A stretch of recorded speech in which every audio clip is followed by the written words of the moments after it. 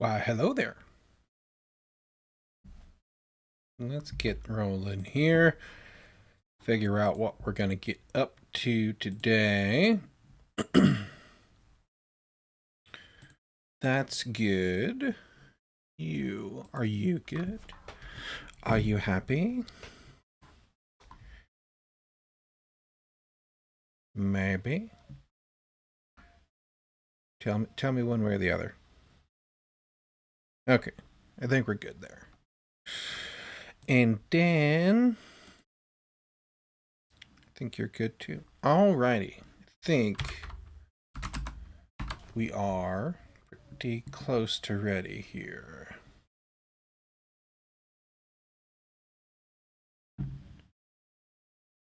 Oh, let me double check. What's going on? Okay, those came through. Excellent. All right. I think we're ready to rock and roll here. Almost. Gotta do this.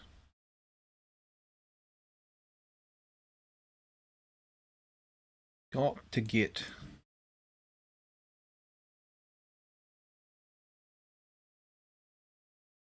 that going and make sure. Yeah. All right. Cool. All right. I did not finish this stuff. I ate lunch and I realized that, you know what? I felt like crap. So I went and took a nap, and then I felt less like crap and did other things, but totally forgot about this. Okay. So, hey, Coffee, how's it going?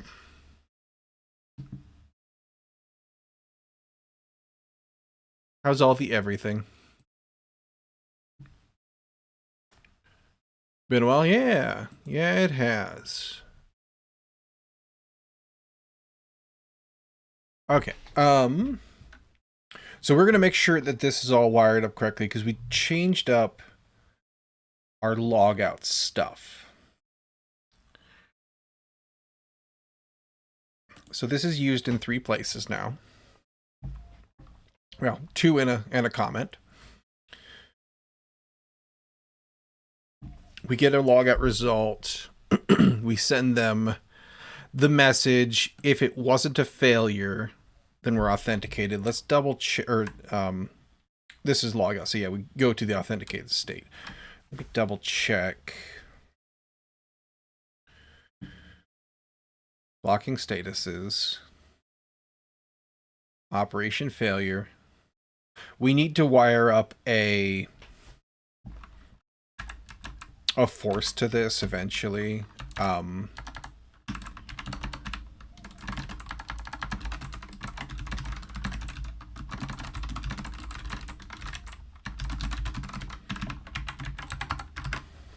Okay.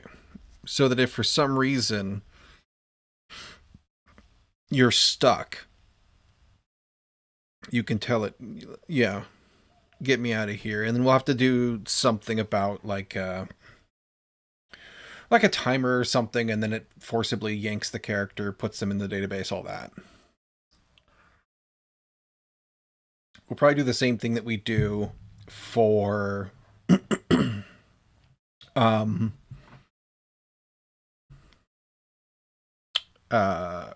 disconnects. Or maybe we will cave in and do like a timeout or something. Anyway. So, nothing user actionable. Yeah. I started working on my game again after watching you, by the way. Awesome. What was your game again? Remind me.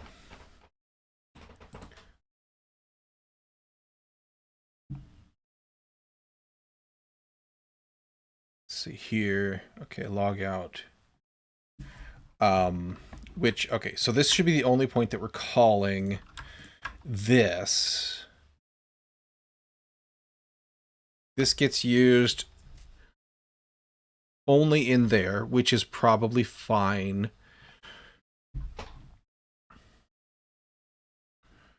That's still a to-do.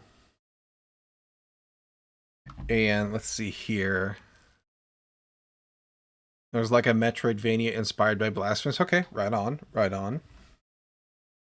How's it going? How's the progress?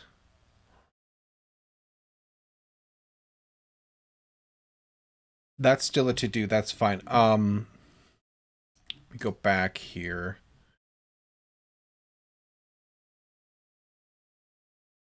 Character logout.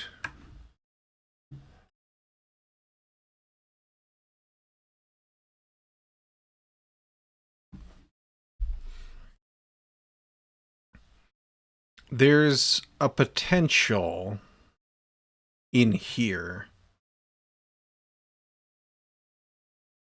We're just going to have to do... It's going to be a bigger chunk of work, though. We're going to have to do, like, a logging out state. Otherwise, like... This is just going to suck, right? And I think it's going to bite me. We need to just break down and do...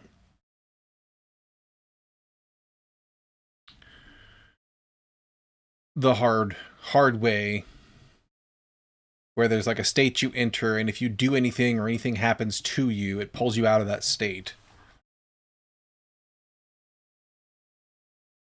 But let's go ahead.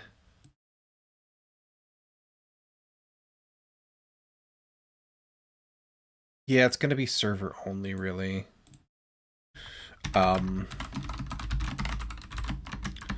Character logout on the server. We will probably need some sort of logging out state and timer.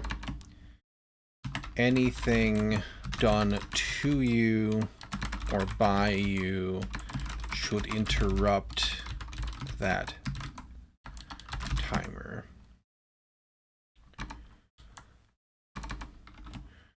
This should help ensure we don't end up in a bad state during logout somehow. Because I don't want to mutex you. I just want to make sure that nothing... Like, you're not logging out and somebody smacks you and you die or something, and then everything's broken. I made it in Godot. I have done player with state machines and components. I'm going to start with enemies now. Also got like a door system and persistent player between scenes. Awesome. Sounds like good progress.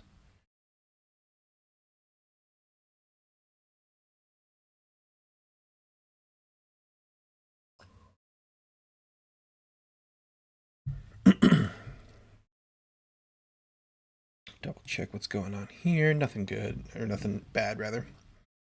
It is good that there is nothing bad. It's alright progress. Also 0 art because I suck at it. I mean, you have lots of options, right? You can learn art and get it good enough, if that's going to take some time, obviously.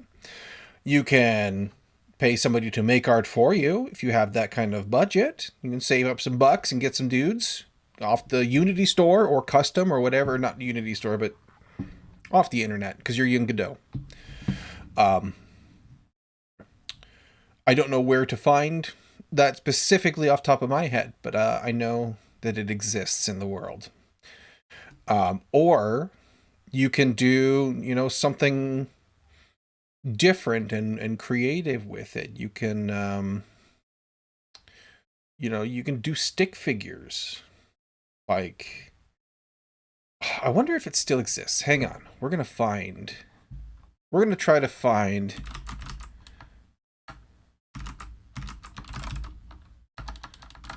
In fact, I know it doesn't. I'm pretty sure it doesn't exist anymore because it would have been in the Flash era.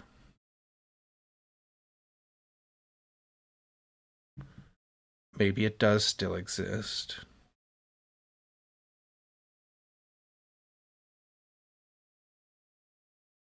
Okay, these are videos, though. I distinctly remember a game in this.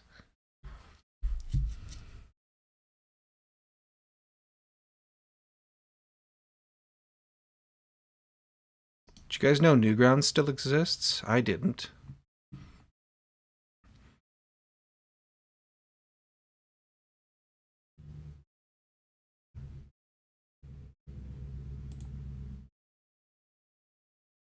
Okay, so I remember this from many, many moons ago. Yeah, this is a game right here. It says it's a game, right? This dude made like super rad, like super action sequency guys. They were all stick figures, right? And he made a couple games too. Okay, use the spacebar to attack. Like,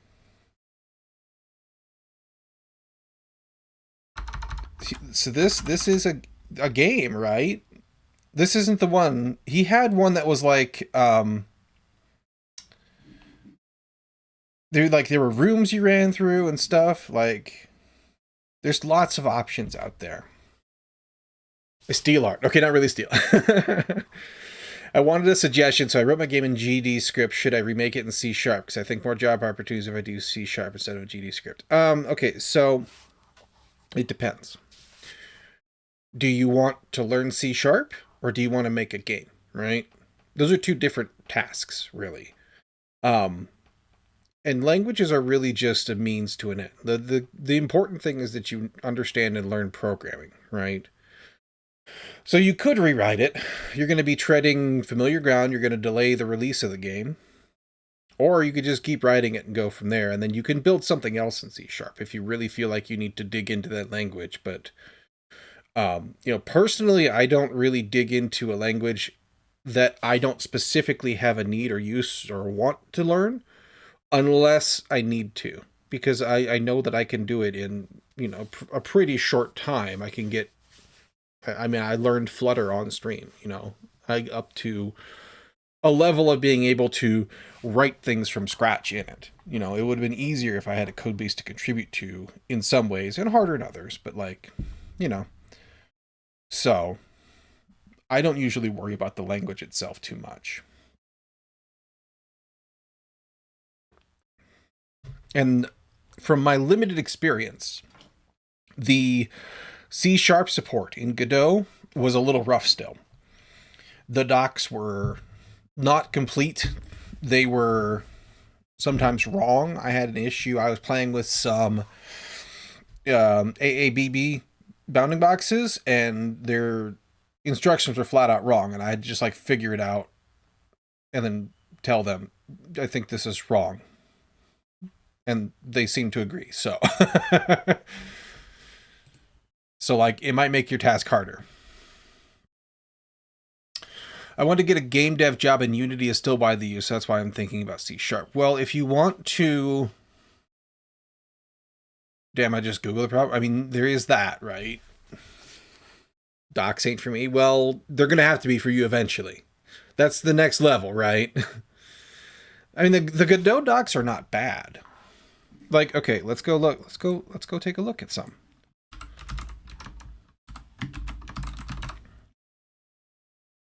Let's see here. So we were looking, I was just talking about AABB boxes, area aligned, angle aligned, axis aligned. There we go. So I was trying to figure out if some things were overlapping. So you can come into here, and they have some tutorial links, but this is going to tell you a lot of things. You can get some of this in your editor, right? Sometimes it's helpful to have it just here in front of your face. But they're also going to talk about, okay, here's your different constructor that you can look at. Very, very helpful in C sharp, right? Because you have polymorphism. Method descriptions. And they kind of give you a little blurb about what they do. And again, you can get some of this in your IDE. But other times, it's easier just to have these lists, right? I'm starting to use it. Yeah. Use the docs for methods mainly. Right, yeah. I mean, and you get that. And sometimes they throw in other things in here like this note here, right? Consider using this instead because of floating point precision errors, right? Super helpful to be able to see that. If you're wondering like why doesn't my crap overlap or it does or whatever.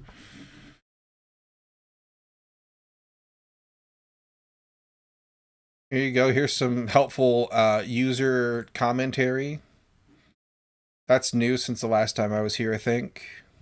But like, docs are super helpful. Like, it's great to, sometimes they have good examples, other times their examples suck, and it's great to go, search up the problem, read Stack Overflow, stuff like that too. But like, when I say read the docs, I don't mean necessarily reading through the whole thing like a book. I just mean like reading the areas that are important to you. You can kind of peruse and skim and see if there's anything else inside of a thing that is relevant to your interests. Sometimes you learn interesting things that way. Why did you decide to switch off from Godot? I didn't. I just got distracted with this project.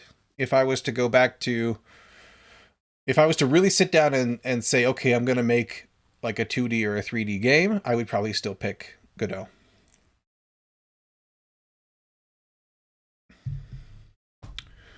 Also, I depend on AI a lot. How can I decrease its use? Okay, so this is a wild idea. Stop using it.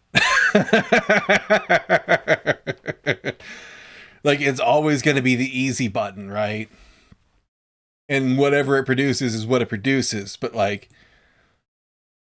just don't do it anymore. Don't reach for that tool if you want to learn it the hard way. Right? Yeah, it's going to suck. It's going to be hard. Learning's hard. Doing stuff is hard, right?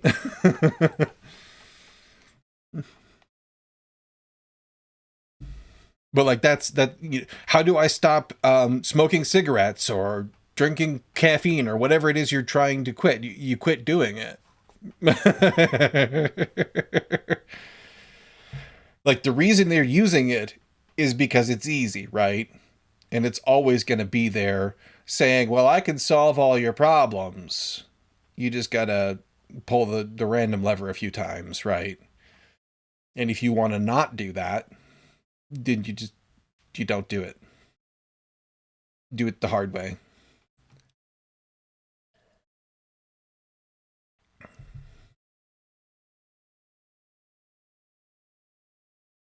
Okay. We got our note in there. I'm also going to throw myself a note. Did I close that window? No. It's here. I just moved it. You can stop purchasing cigs and caffeine, but you get AI in your fingertips. No, I don't know what you mean because I don't have it at all. Turn it off. Uninstall. Whatever.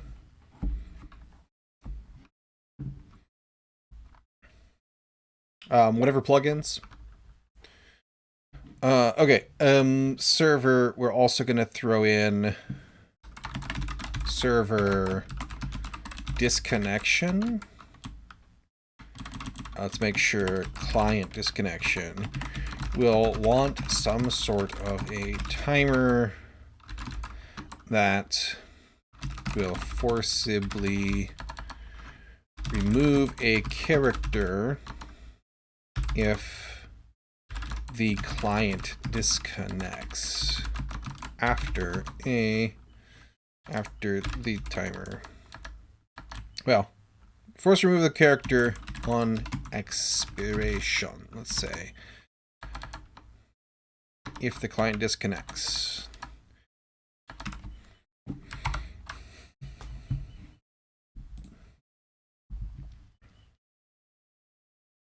Okay.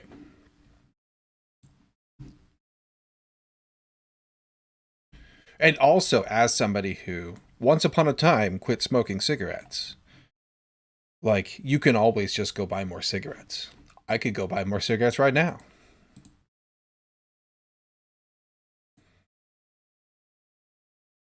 So like it's only a little bit more difficult to continue smoking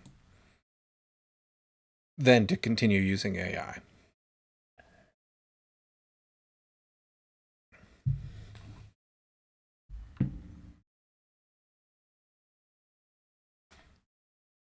In fact, I still have dreams sometimes where I'm smoking a cigarette, and I always wake up really disappointed in myself. You can, but it's not easily accessible. You got to get up, walk to the store. I mean, yes. So you're talking about adding friction, right? So yeah, it would be easier to continue smoking if I had a pack of cigarettes sitting here, right? Or if a beer in the fridge if I wanted to stop drinking or something like that, right? So that's what I'm saying.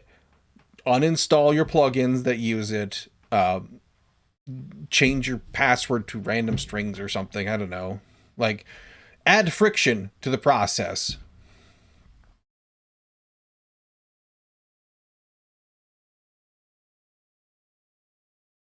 But ultimately, like, you just gotta do it.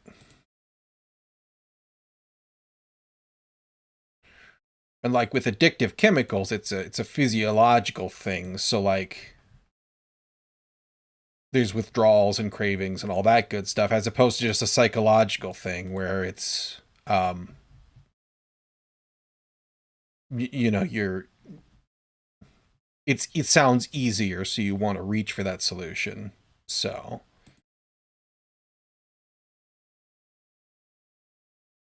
and like it's still gonna be difficult because you're gonna be like, oh, I could just go, oh wait, no, I don't do that anymore, right? So like you're gonna have those moments, and you just gotta like when I stopped smoking, I tried, I don't know, a half dozen times, and what eventually stuck was I was just like, okay, this is gonna suck really bad, but I'm more badass than the suck is, so I'm just gonna accept it. Bring it on. Bring on the suck. What do you got? I'm gonna still be here. That's what finally, that realization is what finally got me to quit. I feel like you're going to be the next Pirate Software. I guess we'll find out. I don't know if I have the love for ferrets to fill those shoes.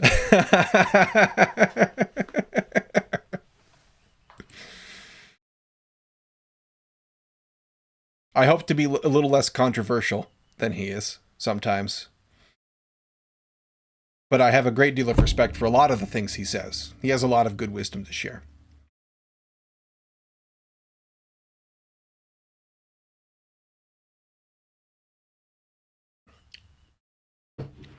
I finished that coffee in an uncommonly perfect amount of time. It was just about to become cold, but not quite there.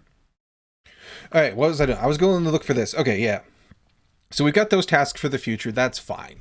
For right now, we're still going to stay focused on just getting this refactor for the status effect stuff squared away. And I think we're getting really close on that. Let me go.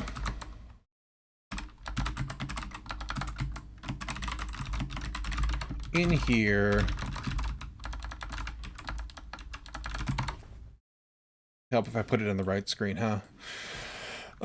Okay, so we could change character manager, playing game state, and applied statuses. That, I think, is okay.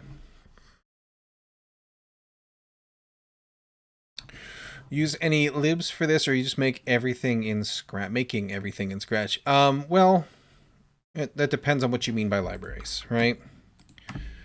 Get rid of these things while they're here. So my dependencies are here. This is the dependencies for the server. So directly, I'm using a WebSocket library that's really minimal. Go compare is used actually in tests in a couple places. UUID, the Mongo driver, and time, which has actually got an update. And then these are transitive, so they come from one of these relies on this. But that's my library use for the server. The library use for the client and the editor are a little more beefy. PubSpec YAML. So for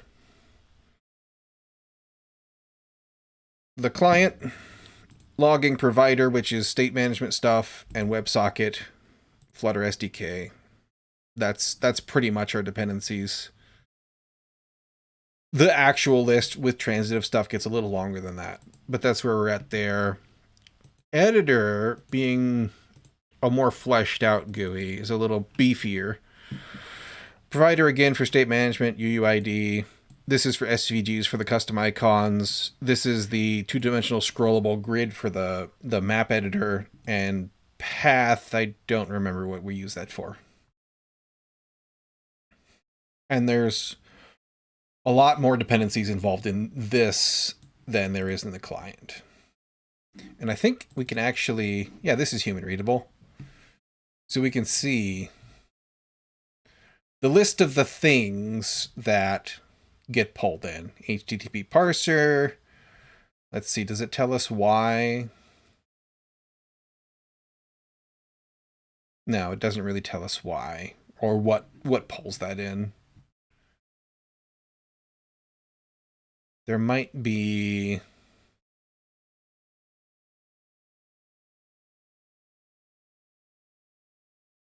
I don't see anything that says, hey, I am also pulling in these. Yeah. But yeah, so like, kind of is the answer, but pretty minimal. I don't like to bring in dependencies if I don't need them.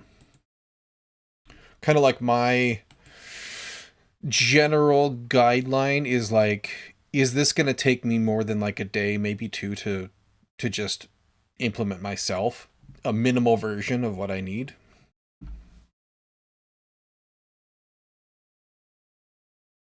Okay. And if the answer is yes, or there's like a ton of complexity and a lot of edge cases that are likely to crop up, then I'm more inclined to pull in a mature battle-tested library, right?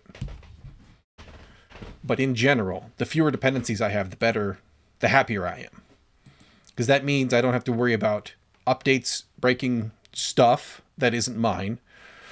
I don't have to worry about them dropping maintenance or anything like that, right?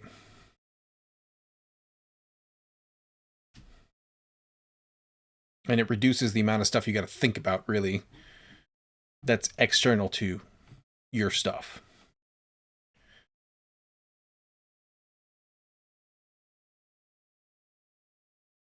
Okay, yes, log out. Okay, so we got our tasks, we're good there. Let's go ahead and commit this. Fix or clean up, I guess I should say. Log out a logic, because that was what ended up. That's why we ended up here. So we're cleaning that up. Clean up the logout logic. Remove old functions that no longer serve us, and make the playing game state logout function more like the other helpers in its API. We'll push that up, assuming I can hit all the right buttons.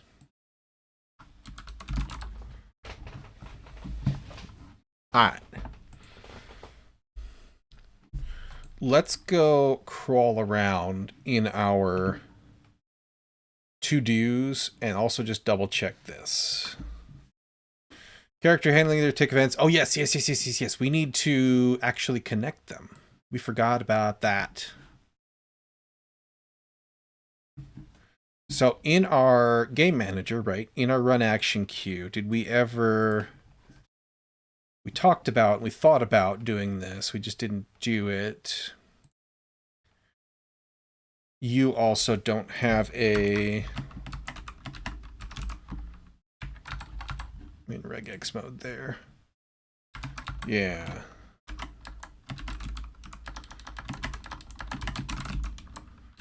So. Yep, okay.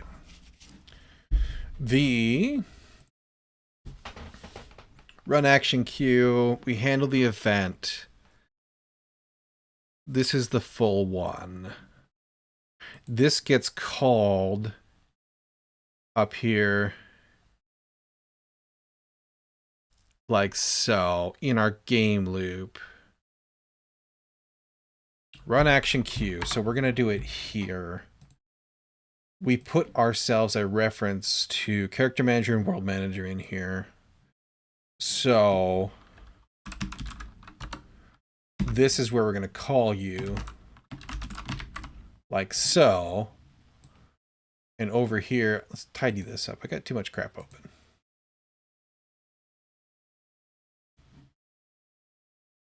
Character map, simple roller, or tests for now can go away. This guy is going to need a public function for handling. And I don't have anything I don't think I need to pass him. Oh, I do. We already have start time. Perfect. So we're going to give him a timestamp that everything that requires it can run on. That way I don't have to keep getting the time. And I don't have to keep worrying about that. So we also need to character.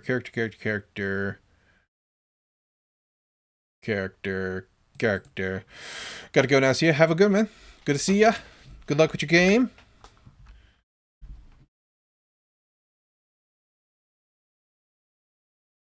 You all have a due tick, right? It's down here at the bottom, I think. Let's just collapse these really quick while we're here.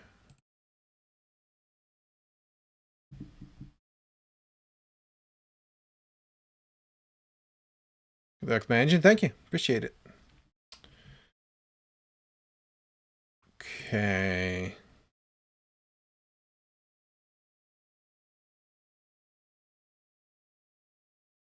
This, I think, ended up at the bottom, but that does not conform. Oh, it's because you're internal? Right, okay. That is true. Because we're letting character manager do you, and you're in the same package. So that's actually fine. But we did give it a runtime, so we're good there. Hydrate! Oh no. I don't have a... Hang on. I gotta go get a thing to hydrate with.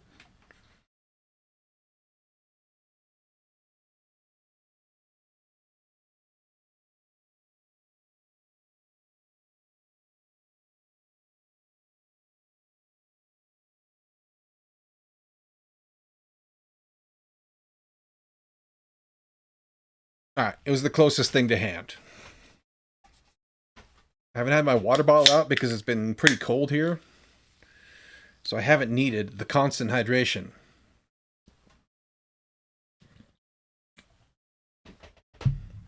We'll hydrate and caffeinate at the same time. Alright.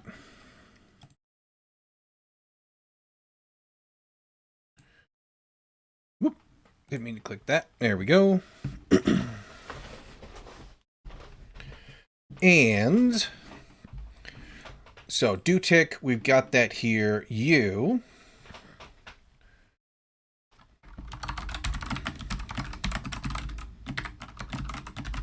need that. Takes a tick time. I don't think it does errors.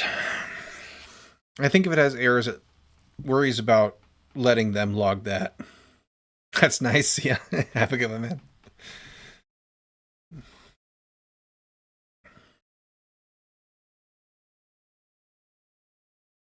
Okay.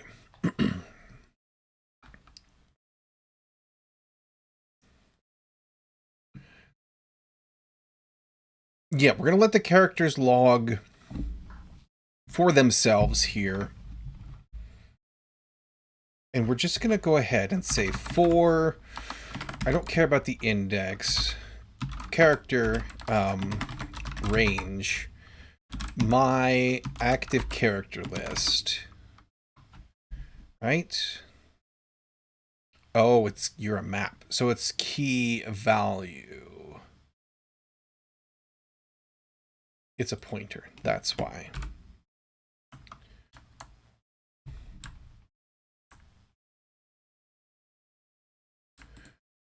It's a pointer to a character map. Ooh. We can get a list of them.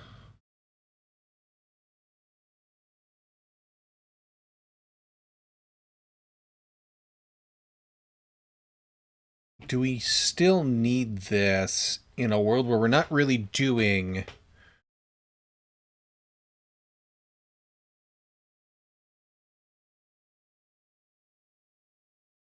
Like, we're not doing as much with this anymore, because we took all that stuff out of here as part of the event system refactor.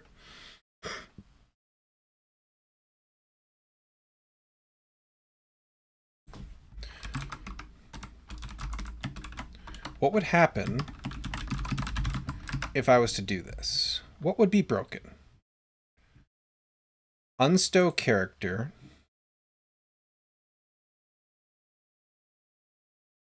Okay, that's fine.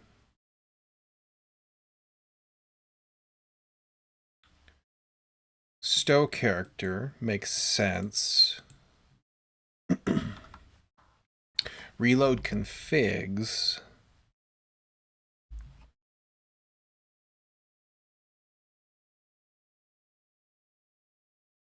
Which is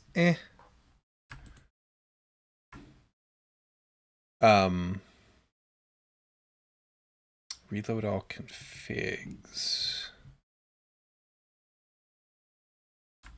Character reload config, so we load the attributes, which comes from the character manager right now.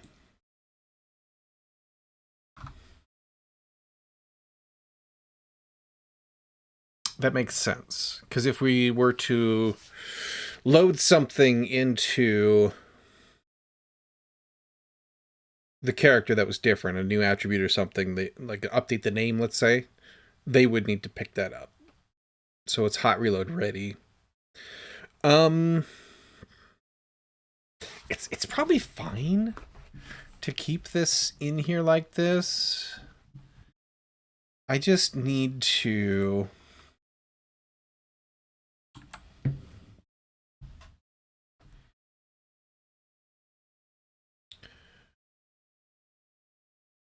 If we're going to keep it in...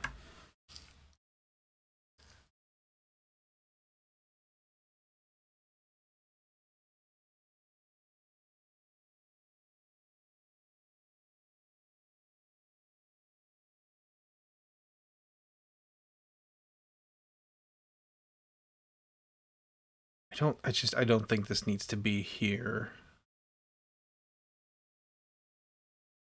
I would want to put the reload in there, but then this thing is really just serving as its own...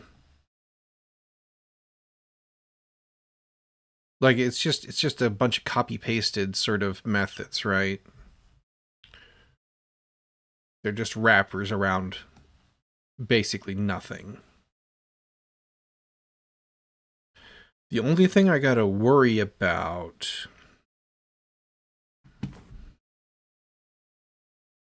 is changing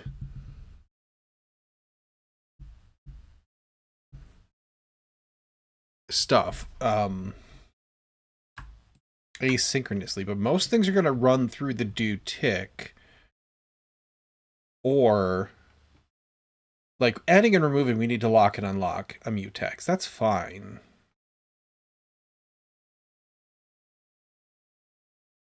But like this actually shouldn't matter.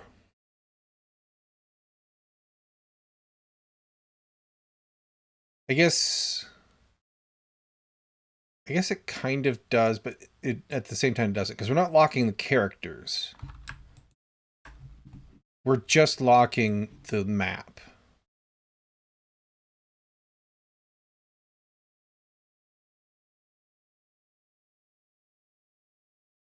Yeah, this is going to go away.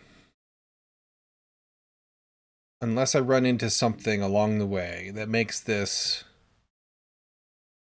just like crucial in some way, shape, or form.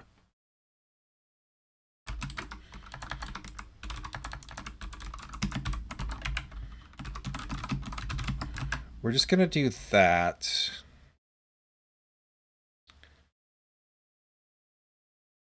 We're going to race test this after. But I don't think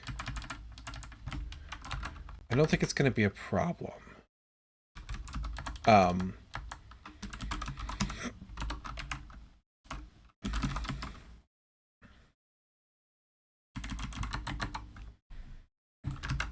And that is a pointer already, yes. Okay.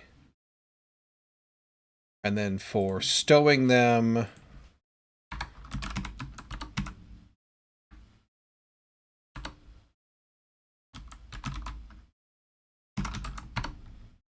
we delete character ID from the map. Delete built-in function deletes the element with the specified key from the map. If M is nil or is no such element, delete is a no op, so we're good there.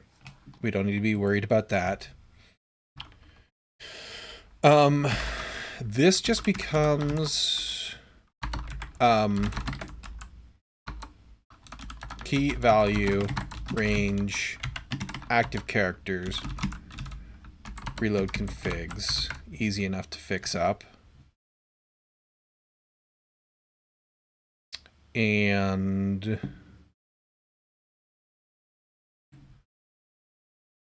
you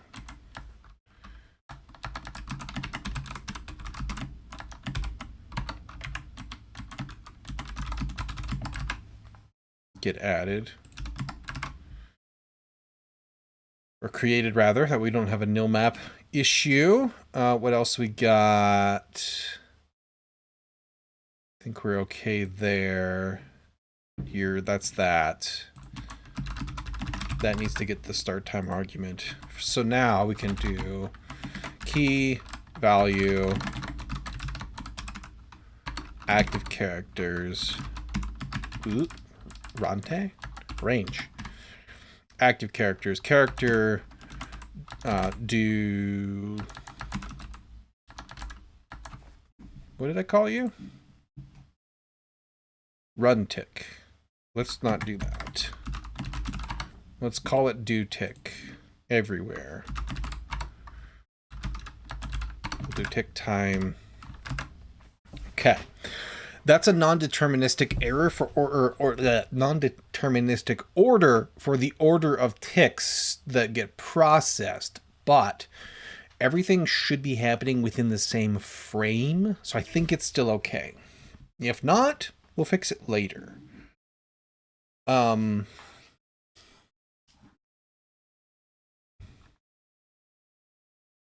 I think we're okay there. I probably just broke some tests, though. Yeah, I would have been surprised if I didn't. Oh, this is actually broken from before. Okay, that's fine. So let's go ahead. Test blocks log. We'll have to fix that up. Let's just go take a peek here. Yeah, I think everything that was testing... I'm not seeing a lot of errors. So I think everything that was testing those, the character list, whatever package it was, module it was, must have just been indirectly tested by all the other stuff we were doing, which is fine. Let's just go ahead, before we do this, deleted, character manager, game manager, yes.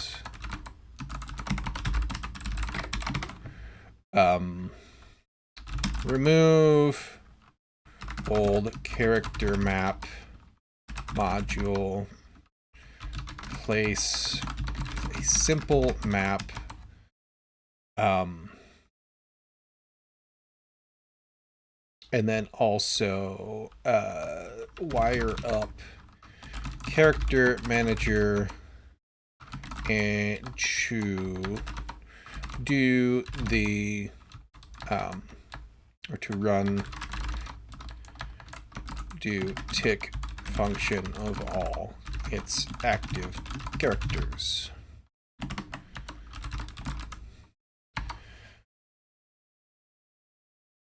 And we'll have to think about putting this do tick into like the action queue or something, but for now, we're just going to do it here. It might make it more extensible if we did that. We'd have to like whitelist it as a thing that could be handled by multiple handlers, or remove the limitation that handlers can only or an event can only be handled by one type of handler. Probably the whitelist, because otherwise we run into issues where we don't know what the timing and the state could have changed and things could get messy. So I'm inclined not to let anybody double handle events.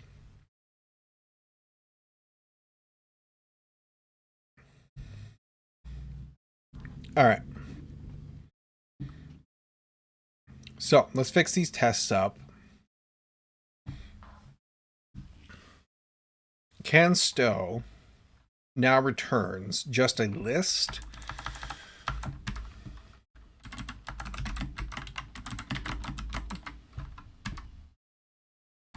This one is actually greater than 0. Logo is blocked, but not should be.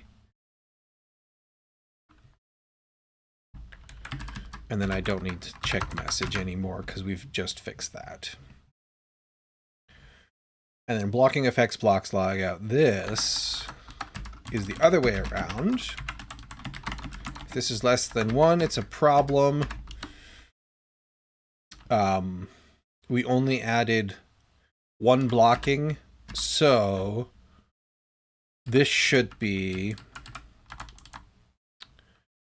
Oh, this isn't going to be that either.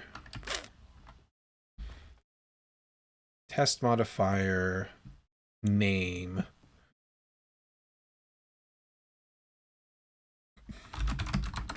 This should be result 0. Technically results, but that's fine. Don't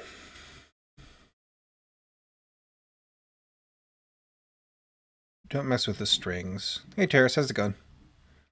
How's all the everything? Okay. This won't be this anymore. This is just going to be the name, right? Yes. That's... that. I got... Yeah, results 0. Or no, yeah. And I expected test modifier name. It's really not a denial reason anymore. Log out blockers. There we go. Concluding my month of slop. What concludes you after your month of slop?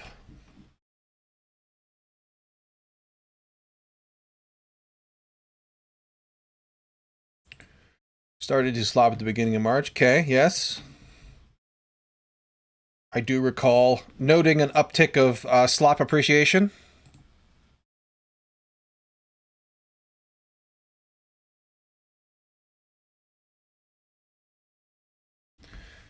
Okay.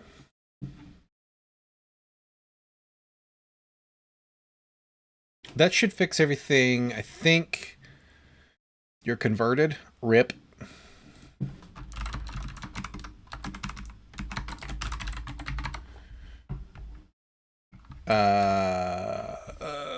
Let's see. Get active character, undefined type. Thought I fixed. Manager, active characters, get active character. Oh, this is an internal character. Here we are. Get other character info. This is old and can go away.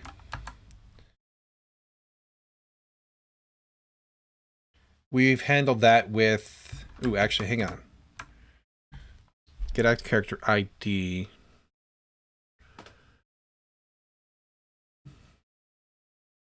Yeah, we've handled that with looking at them.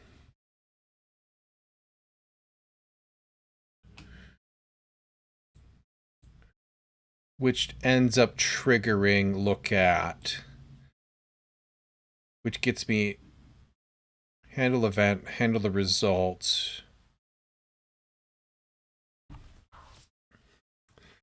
I never asked you, what is your opinion on Rust? So I learned a little bit of Rust. I did a little bit of the Rust book. And I did it right after I had worked in a C code base. So I was really, really familiar with the problems they were trying to solve. So that was cool. The only reason I stopped doing it was because I wanted to do more Go. Because all of the jobs that I saw for Rust were in crypto, and I have no interest in working in crypto. So, like, it's fine. I think it's a little bit verbose. I think the borrow checker is a little unintuitive. I think a lot of their syntax is a little unintuitive. I think that at the time, the Rust book was too eager to dive into language designer navel gazing and needed to shut the hell up and tell me how to use the language. But I would like to do more Rust in the future. The only thing stopping me is I have so many projects already.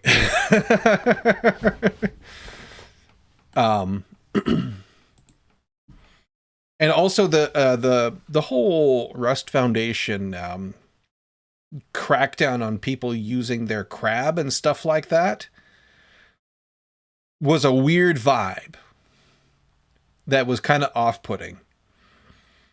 But I would still like to do more Rust in the future. The main thing I don't like about Rust in general is that it suffers from the same problem that Python and JavaScript do, in that the standard library doesn't stand on its own like Go. But then again, Go is the only language that does that I write.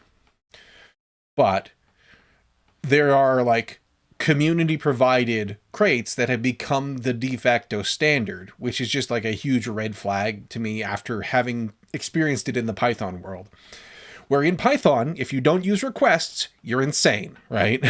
And in Rust, you've got Serday and you've got a couple other things that are like, they should be standard library, basically.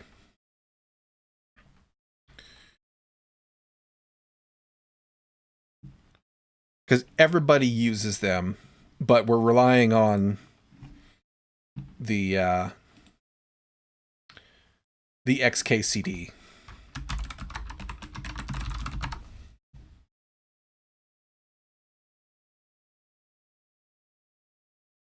Oh, that's not that one. Here it is.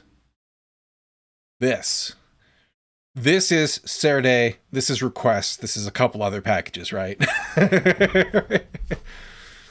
And one to rewriting huge parts of JSTS GraphQL into Rust. I mean, well, at least they're using a real backend language now. 100% agree with you. Yeah.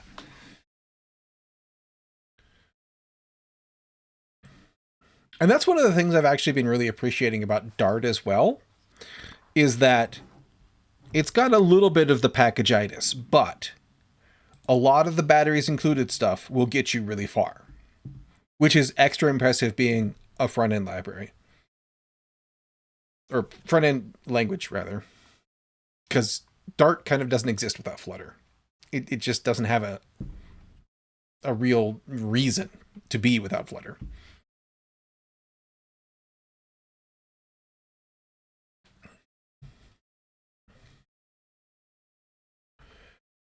Okay, we get look data back from here, but I use Dart for everything. Well, that's because you're crazy.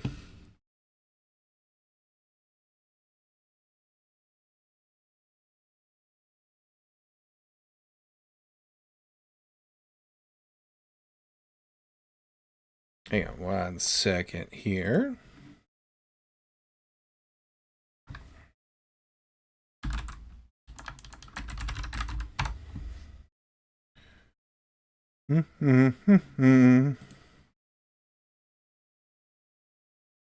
Let's see. That is not the right place. Cool. Super appreciate ya.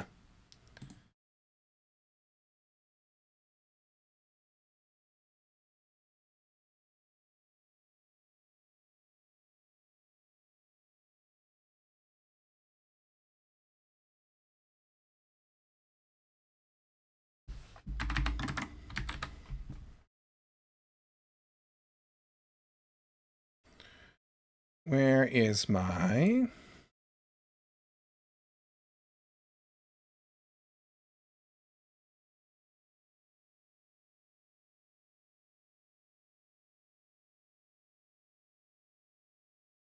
They move my stuff around.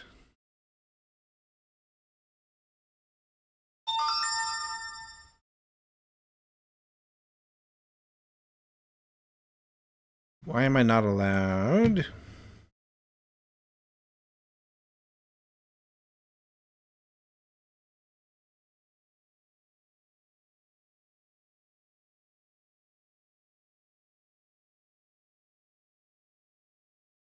There we go. My button was missing.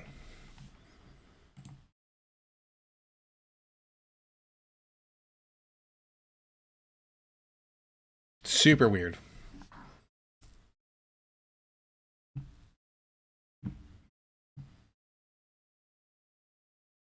Hello.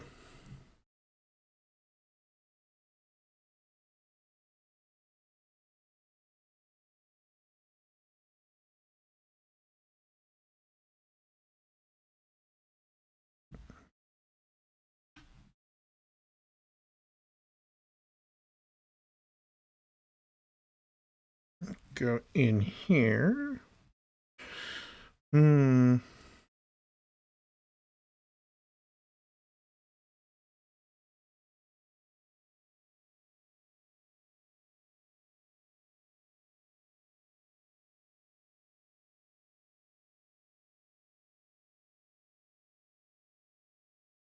right. Got all that squared away.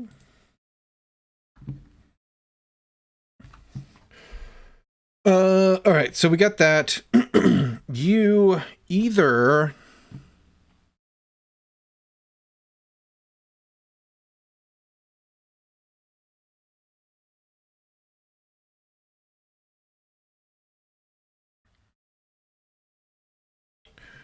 We have get look data. We can handle a look event where we get their look stuff, but we get the character in here.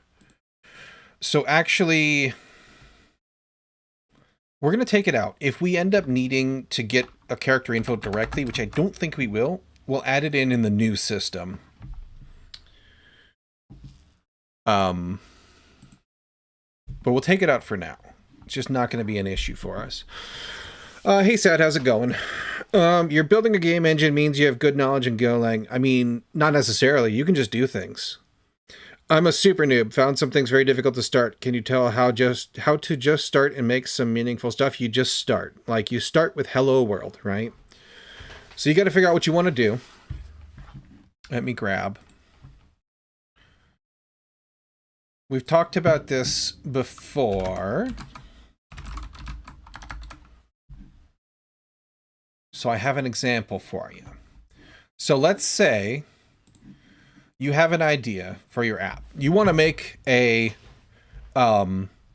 fortune-telling app, right? Okay. So you're going to need like a website, and you're going to need a thing that generates the fortunes that you're going to return to the users, right? Let's say. That's going to pretend that's what you want to build.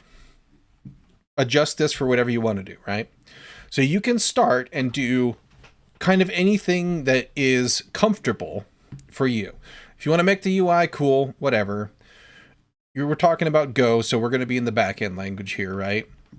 So the first thing I would do is just make this an HTTP server that when something, be it your front end or just a curl command or Insomnia, Postman, something like that, whenever it hits an endpoint, it just gets echoed back, hello world, right? Great. Easy peasy. Next step. We know that we're going to need to have some kind of data storage that returns like a randomized one, right? We can set up just a list that's hard coded of, you know, magic 8-ball fortunes that it can randomly grab. Okay, great. So make it go ahead and grab one of those, make it return one of those instead, right? We're like halfway done with an app already. You can decide, okay, this hard-coded thing sucks and I want to put it into a file, or I want to do something else. Like, you can kind of expand on it from there, right? But like, that is kind of just like little steps. Little steps, get one piece working, work on the next piece, right? That's how you can kind of start to learn. And whenever you run into issues, you just go and figure out what your issue is. Now, let's say that this part is scary to you. You've never done HTTP communication. Cool. Make this a command line app first, so that whenever you run it, it gets you a random fortune and it prints it out to the console, right? Once you get that part working, then you can worry about how to hook it up to that HTTP thing. Do what's kind of comfortable, eat the frog, figure out whatever works for you to keep you interested in the project, but just one piece at a time. When I started this, the first thing I did was I made a WebSocket connection that echoed Hello World. And I started building from there. Okay, now we need to have the idea of a character. Now we need to have, you know, a map that they can move around in. We need a game manager to kind of organize everything, right? As Thor would say, make a box, make it move. For games, it's good to start with making demos, unfinished games. I mean, yeah, you can do that too. It depends on what you want to make.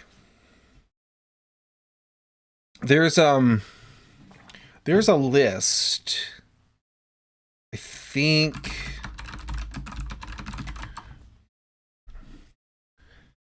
some people like to remake like basic games, and I don't know where. I've seen the list before. It might have been here.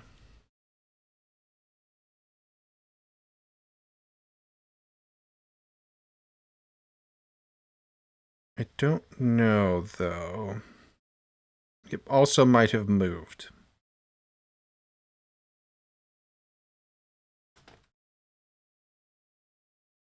Anyway, there used to be a list somewhere I've seen, but basically they said, you know, like make Pac-Man, make Flappy Bird, make little clones of little games that you can get done pretty quick as a learning tool. So that's something you could think about too.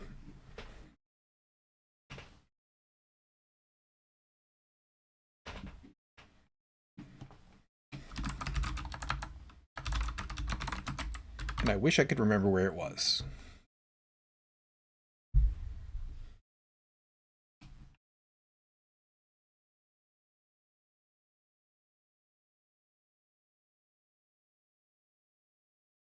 Learn the fundamentals. I mean, you can get that along the way.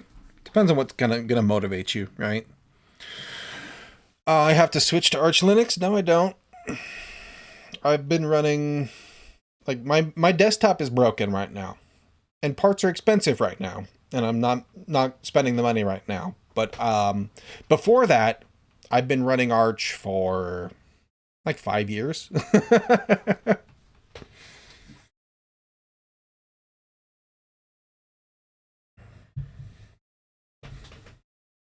This is the first time since I switched to running Linux that I haven't had an Arch box I use every day. Okay. Anyway, let's go over here.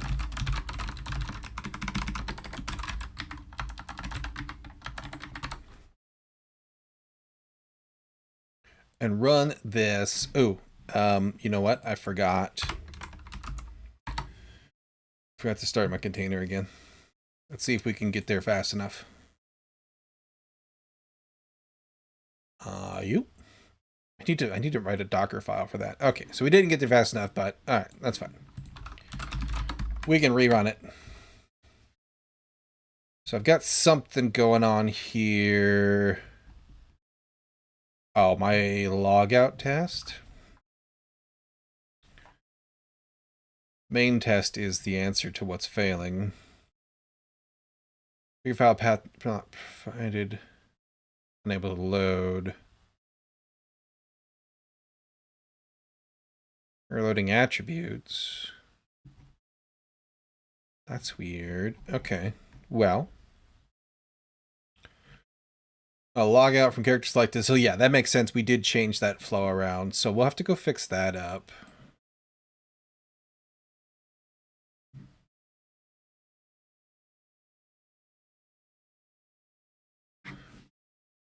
Let's go to main test here and figure out.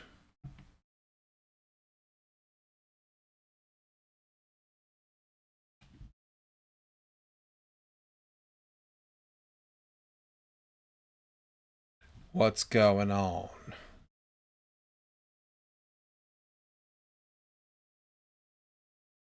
Our log out. Actually, I'm just going to run the whole thing. And we'll go from there.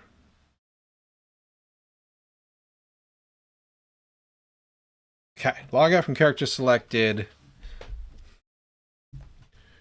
We did change this. That makes sense. Let's go.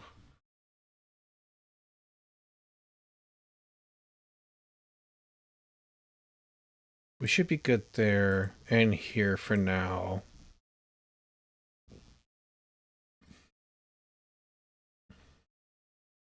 Client handler, playing game state.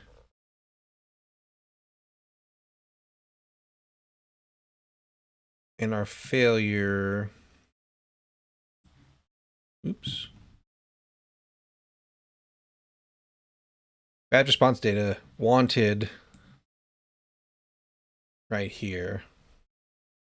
I wanted an empty new line, but I got a game update. So that's the first thing. Bad response character or category. Wanted character got game update. Okay. That's fine. We can go ahead and switch the category back to what we were using. And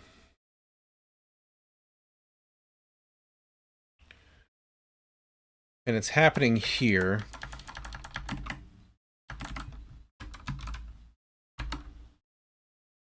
Does that still make sense?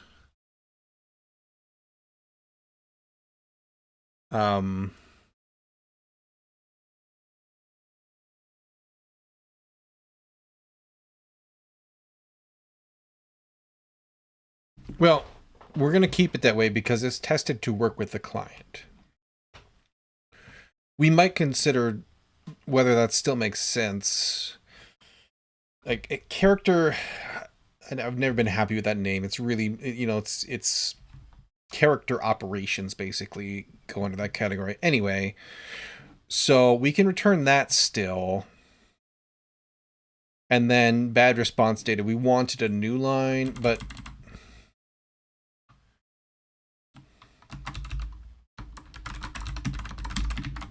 do I want to do that, or do I want to take it out of there?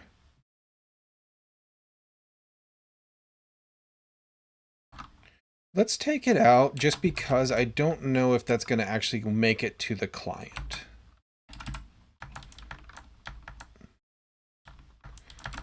Do you allow nil here?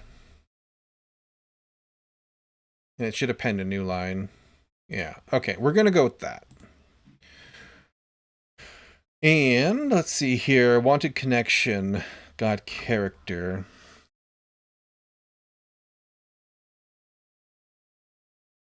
Protocol connection. Log out from character select. See, that's what it really should be, I would think. Think here.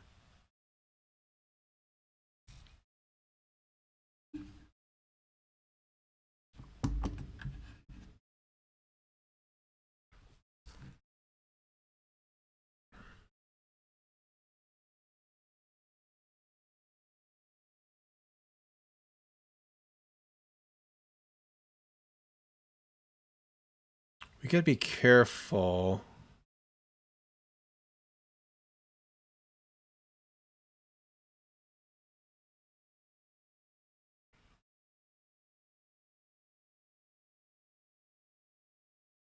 Count logout from character selected.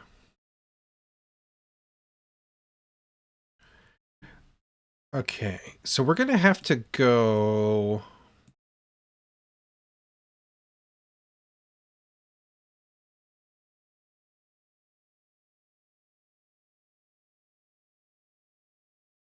That's why I did that. Okay, so...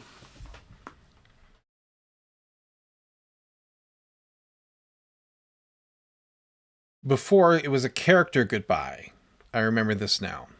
Because you're logging out of the character.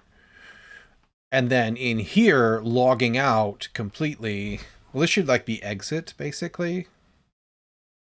Yeah, this is exit.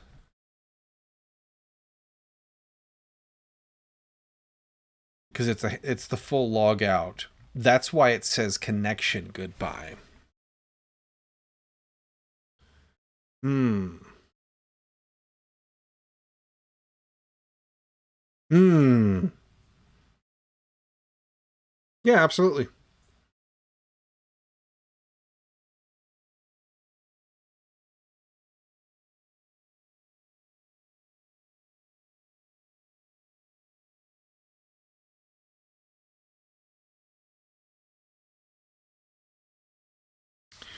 Yeah. That's problematic. Because we use that to tell the client where to go to. Hmm.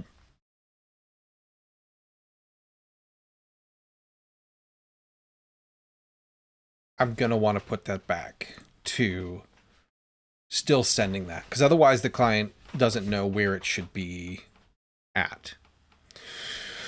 Let's see. So with Rust, I noticed some people who said Java is verbose. They are, Rust is super good, and they forgot they don't like verbose languages. Yeah. I don't understand the aversion to verbosity. It's verbose things become more explicit and easier to read and follow. Like, you know, if you give me the choice between like a switch statement or a couple of if statements or whatever versus like a list comprehension or a ternary, I really prefer the more verbose option. It's easier to read, you know? Hey now, stop spamming.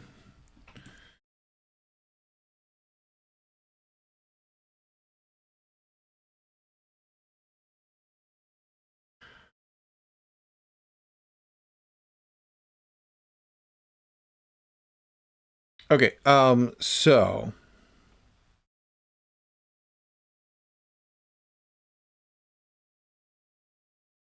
we're gonna have to still return that. That's important. It's a good thing we had testing around that.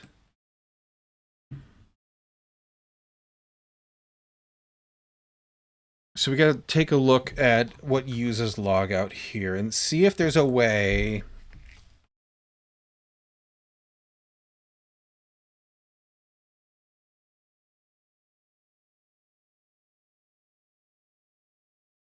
We might just have to return a byte message here instead, and then let this still handle the message returning.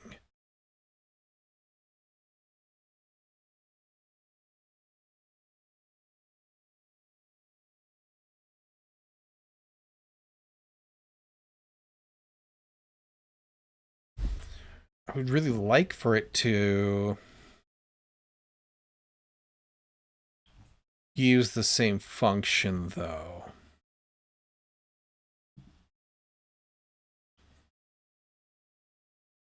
Could give it like a flag.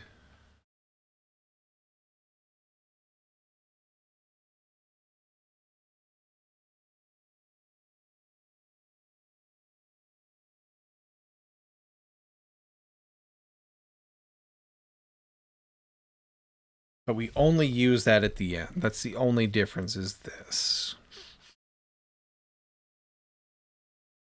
And that kind of sucks.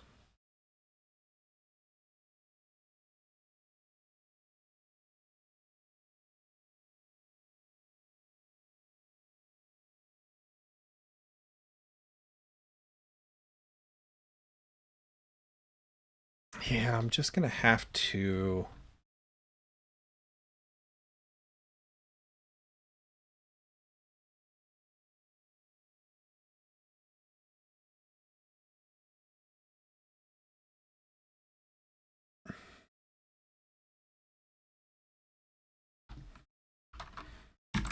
I can return a byte array. I could also just return a string still.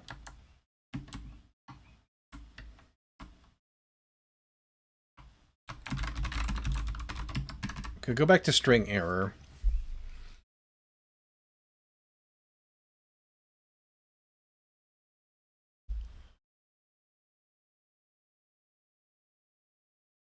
And I get like 90% of what I was doing.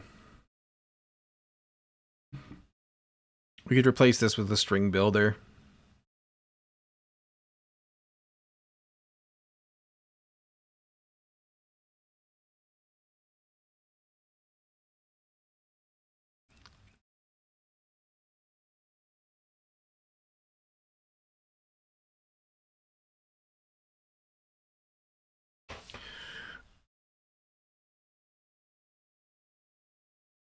Yeah, let's do that. Okay, so instead,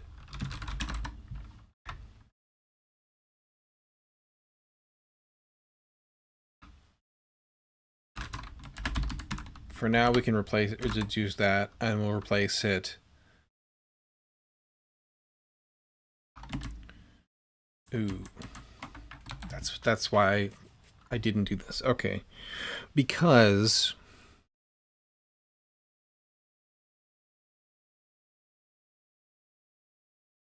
I don't want to put it into an error and then try to pull that error string back out. But we also have to return whether or not we were successful. Which is why I was doing a bool, which kind of sucks. I don't love either option here.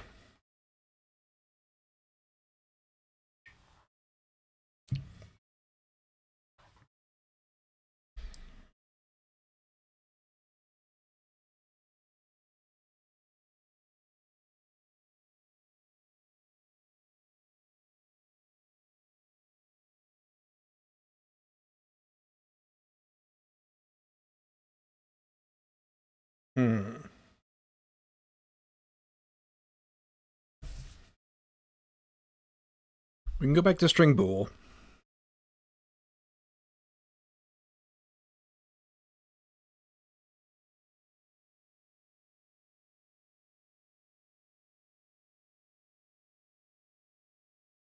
We could also kind of just eliminate this because we do handle it slightly differently. We could pull the can stow logic up.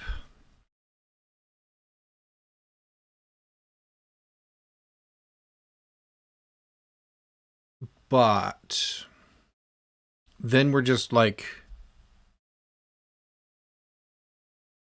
duplicating this logic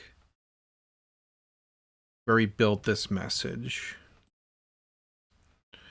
We can pull it out into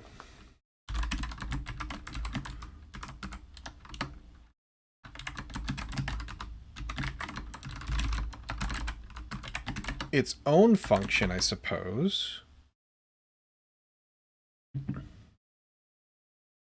I don't need the context for you.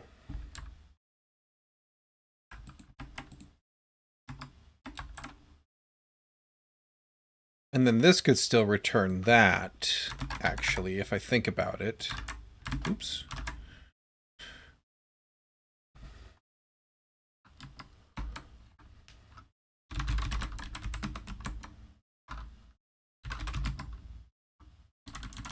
Can't nil a string, though.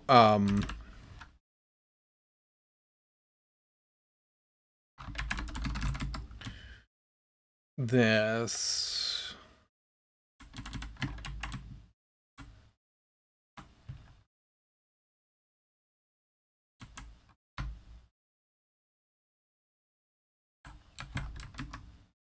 Do I want to do that?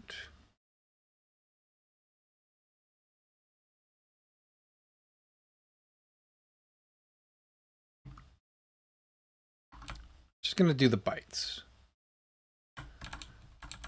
That's what I'm going to do. And then I come up here. Like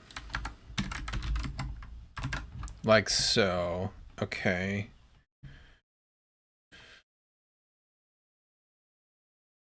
The force will still happen here because this is where we actually call the log out.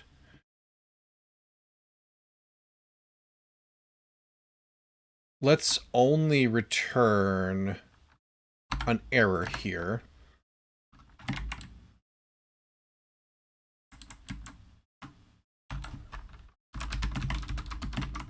We can do this. And we can just do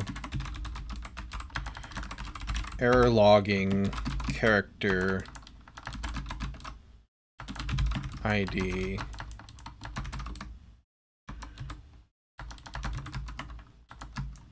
out and wrap error client character ID error, and then this returns nil if there's no errors. Yeah, let's do that. That's better. That's cleaner.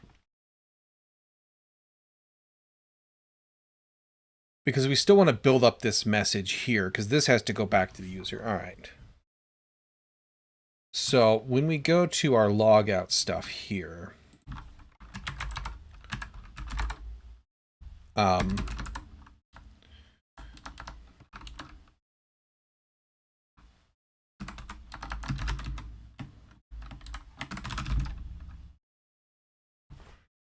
in our cansto, let's call this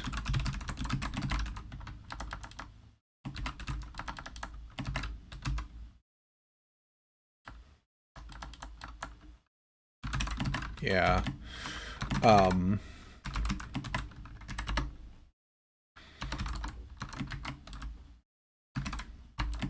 If that's false,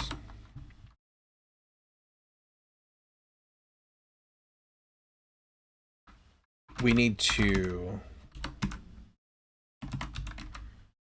send the message. So,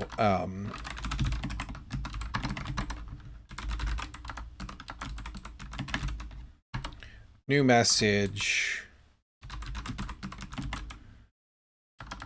This is game update, I think.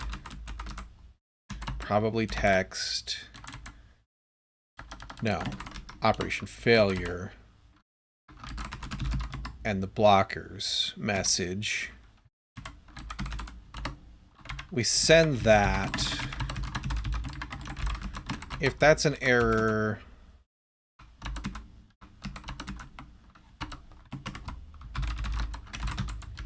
error notifying client of logout blockers.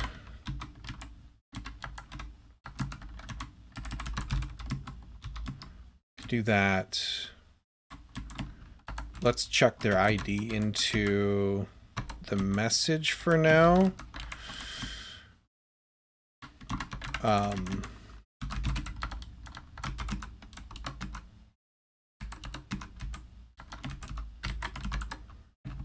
I really want to get this logger fixed up someday.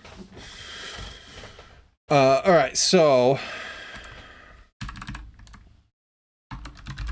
return there. Otherwise, this isn't logout result anymore. This is going to become logout error, right?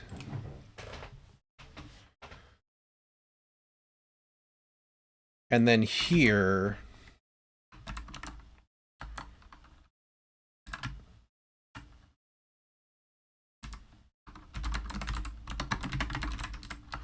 if this is not nil, we do log this still, but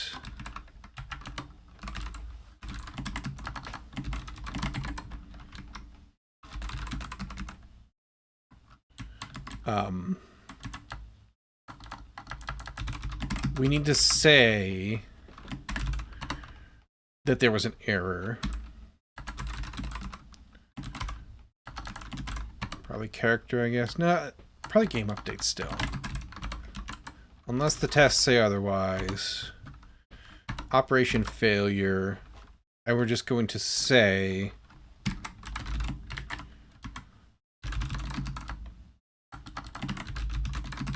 an error logging you out. Like so, right? That's cool.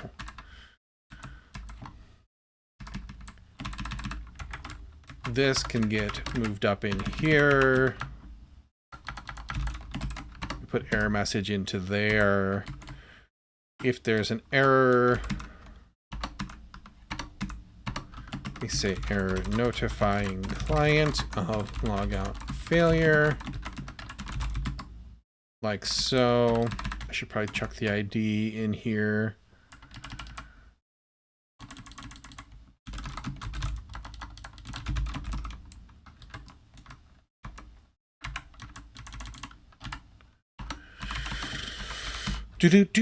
Client character ID. There we go. Otherwise, we can set that and be done. Okay, that was for the full exit unauthenticated. Yes, all right. We need to do kind of basically the same couple blocks here, just like we did before, but they're different now. Like so. Oop, I didn't copy that line. We still have to make sure we can stow you. We still have to check that. We still send that.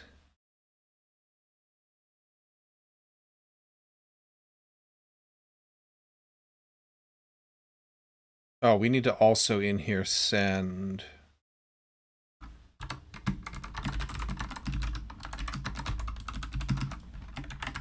our success message to the client. Let's see. You. Count authenticated because your character logout. That is accurate. I think that is extra.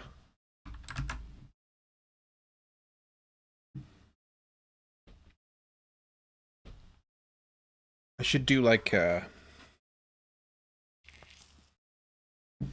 send error helper while I'm here. Yeah, we'll do that here in a second. Okay, so send the success here.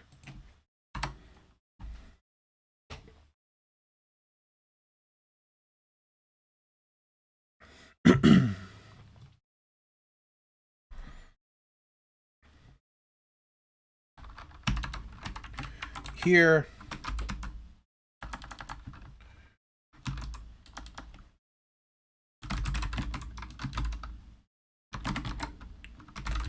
We need a new message.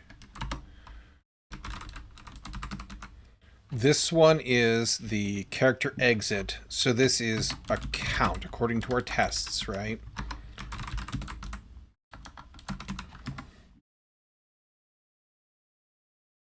Let's see. Account logout from character selected. Protocol connection.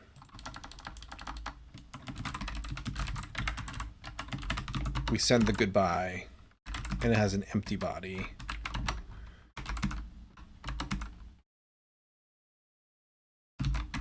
Send message. Why didn't I just...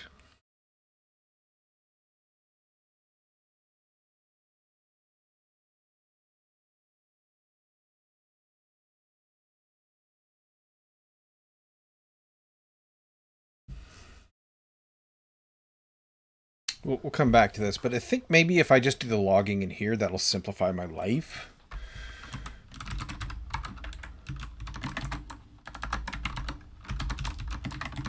For now, let's just get this in here really quick and make sure everything's good before we go tearing apart extra things. We'll chuck this in here.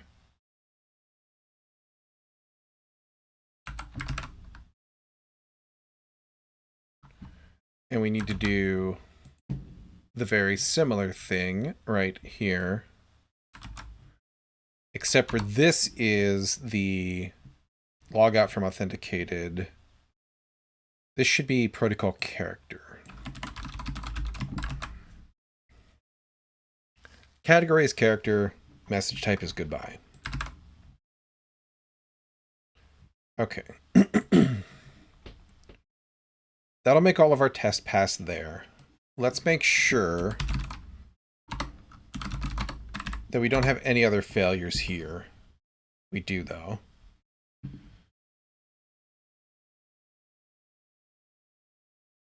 Got some trubs.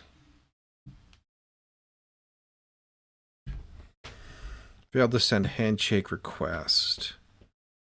8989.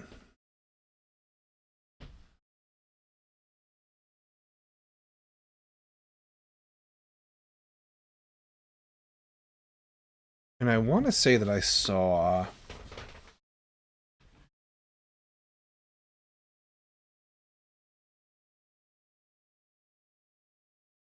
error loading skills config file path not provided. Okay, so we got to fix that up. When we tore apart the config parsing stuff, we apparently broke it. And that was for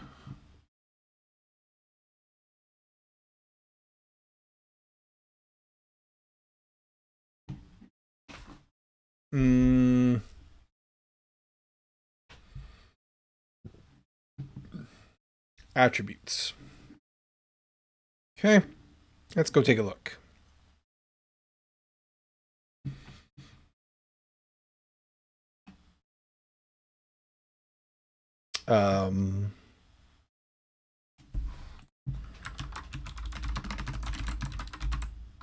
Nothing logged in there, so it's got to be coming from here. No? Source main test. See, this is why I want to get the submodule in here, because it'll be very helpful for tracing stuff down like this.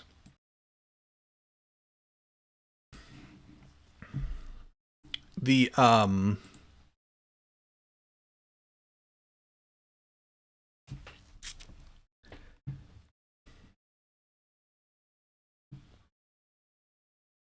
attributes get loaded in character manager. So game manager now. No, we took that out because that made testing really hard. That's right. Okay. So we end up putting this stuff back.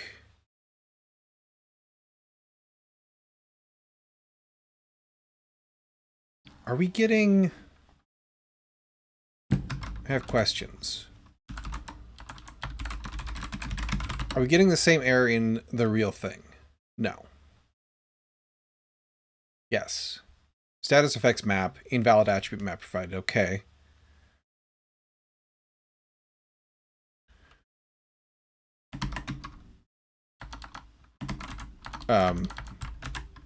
Brain fart. There we go. So that's a different issue. We'll track that down here in a second. This loads the attributes correctly. So that means it's a test configuration problem here in main test.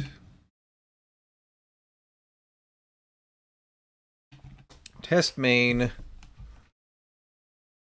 We marshal our test map config. Test configs dir. Test main configs. I don't see... This might be a red herring. It might not be loading attributes just because we don't need to test them in anything in here because they're tested in their own package.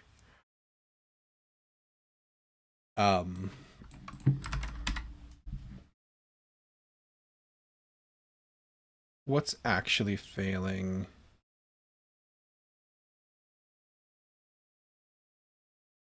Test handle character, select bad character.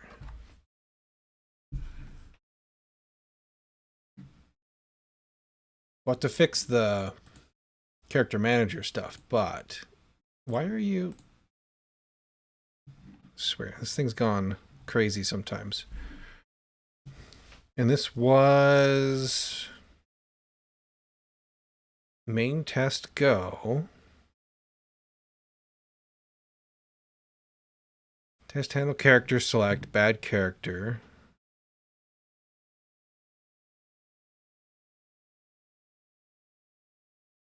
Why are you failing in one but not the other?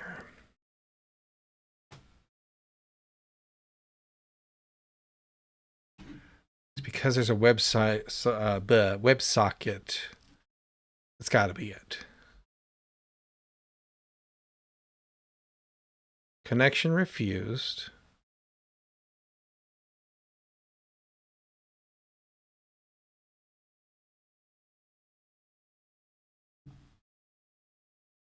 We set you up.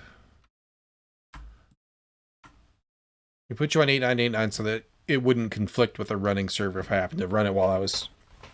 run tests while I was still running the server. I remember that now. Listen and serve.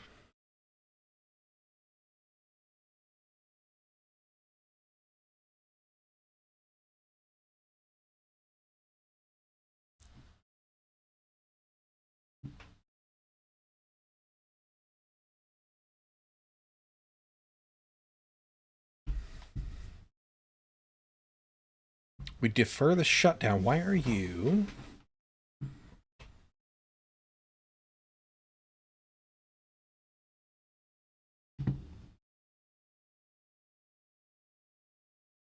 Presume we do the same thing. I wonder if this is a concurrency problem.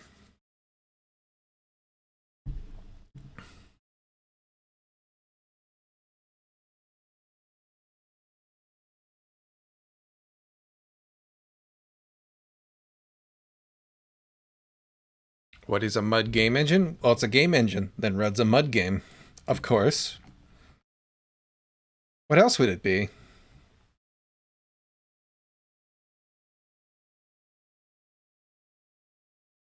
Failed to close WebSocket. What is the... go test, run, or disable currency? There is...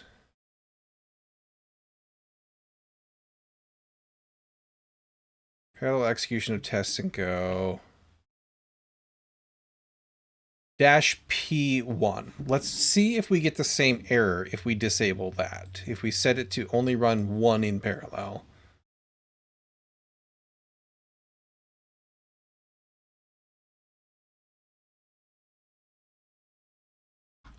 That'll help us to kind of know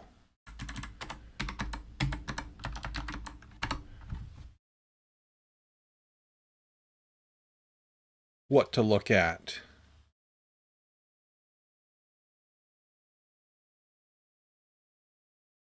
Okay, everything passes now, so.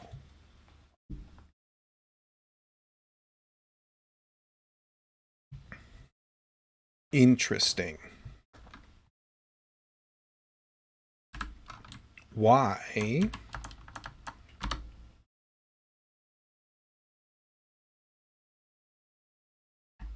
Oh, and now you pass just completely without that. What's going on? Why would that have cropped up now and never before and have gone away without any real change being made?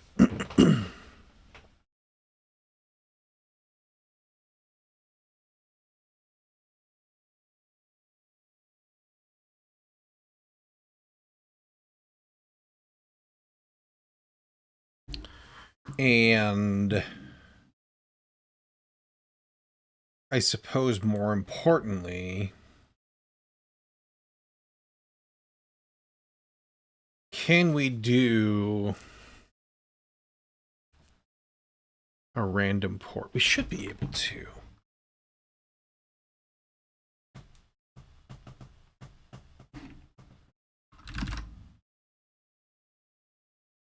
There is an HTTP test server, but I don't know if this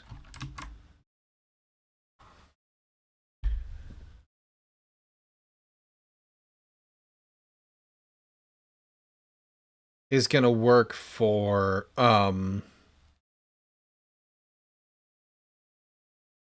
WebSocket. I think that's why I didn't use it in the first place. The other thing we can do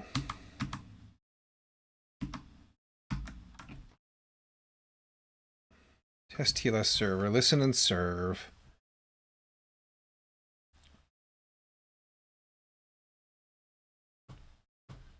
Defer shutting it down.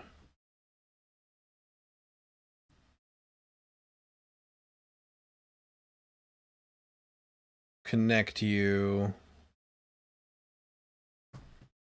And we start running things through it.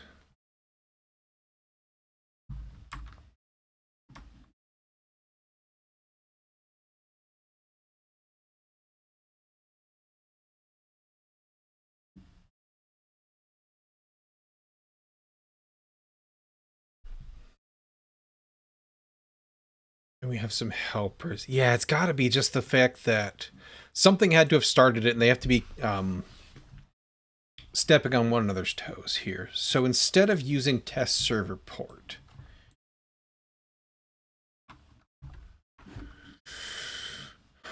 is there already a built-in Golang HTTP server random free port? Is there some helper already to help us out here? You may use port 0 to indicate you're not specifying an exact port, but you want a free available port selected by the system. You won't be able to find out what port was assigned. Really? I can't just call.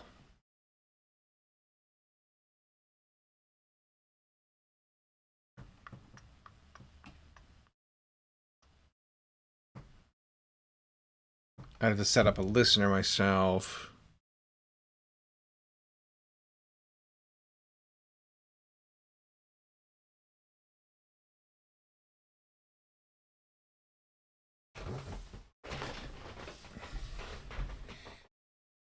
And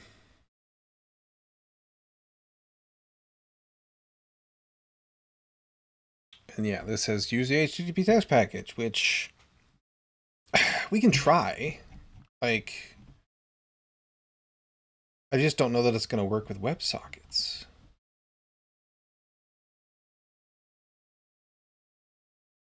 It was bad character select, bad car. Here we go.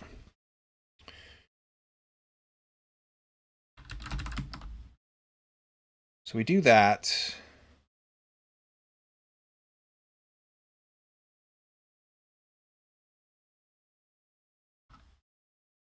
Handler, though.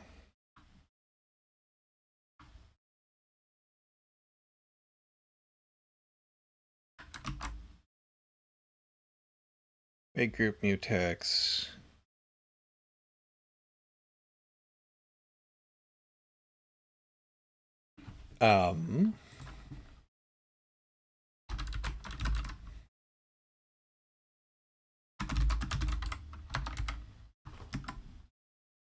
Go grab the docs here. Server. An example here. Oh, new TLS server. Okay, that's fine. We can try it. It won't hurt to try and make our stuff a little bit more robust. So we do new server.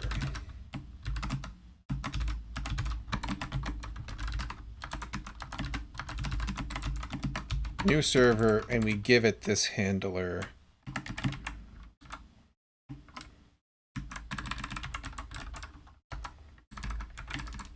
Like so.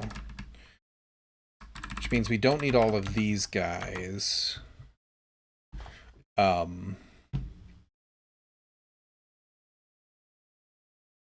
don't believe.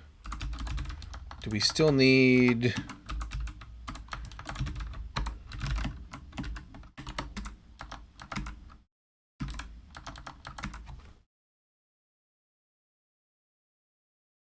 close client connections. Shuts down the server and blocks all outstanding requests on the server and complete. Okay. I don't want to do that. Let's double check here. I don't want to block.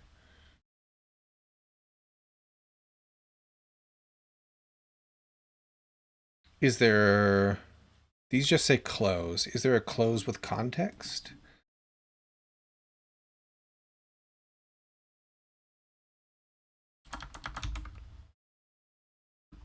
There's a close client connections. That's not going to handle that, though.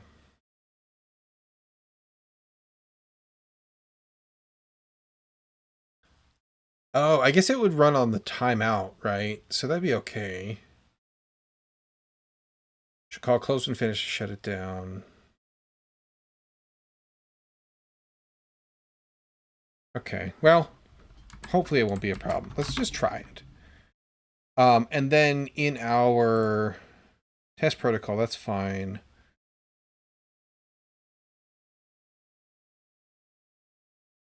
In our stuff, test client.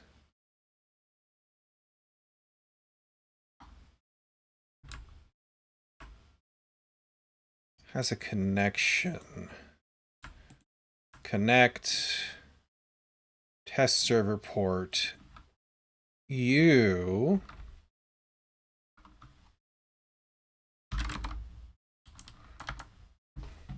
What does it give me?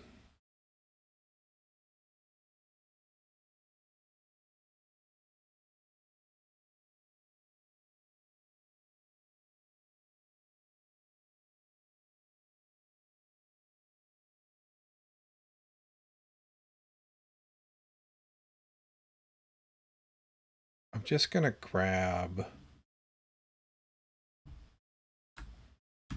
this really quick. So I'm still skeptical that this is going to work. I'm going to drop you in here.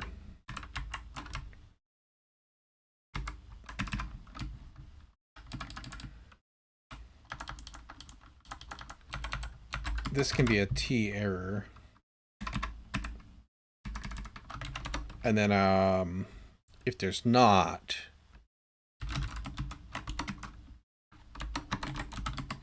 we can set that manually. Okay, let's just see if this will work. No, didn't think so. Oh,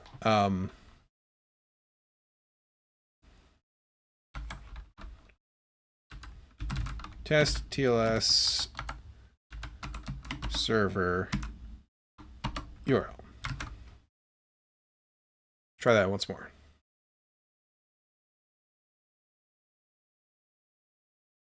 Oh, yep. Didn't delete enough things.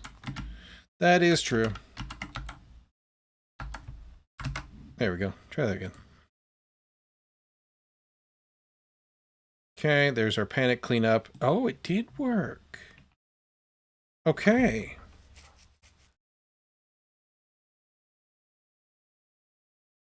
Interesting. All right, well, let's go fix this then.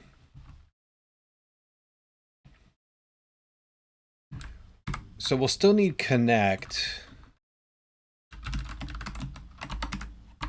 we're just going to feed it a URL from now on. Wrong order. Server URL string. Get rid of all of this. We'll leave the test protocol stuff like so. Yeah. Okay.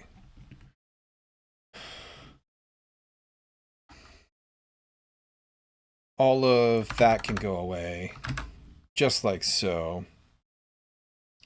We're going to need to replace our server setup code in everything with that. That's okay. We can do that.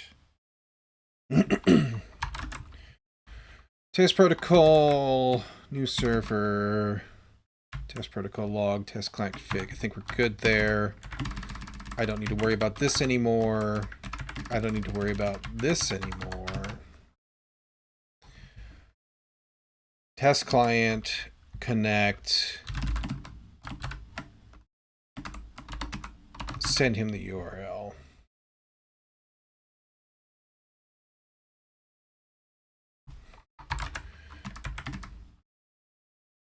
Test protocol log, test client config.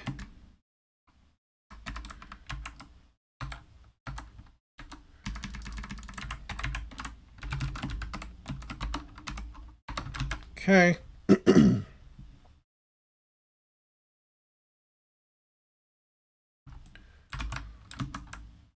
Test protocol log, test client config. Yeah, we're good.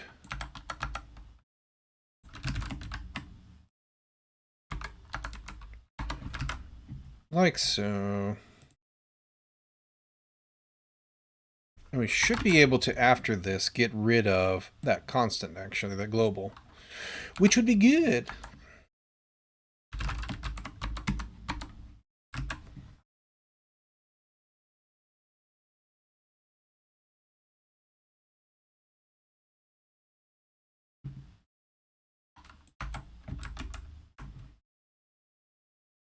You in there.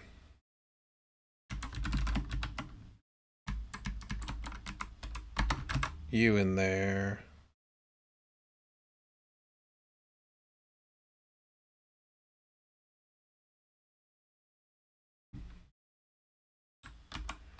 All of that. That.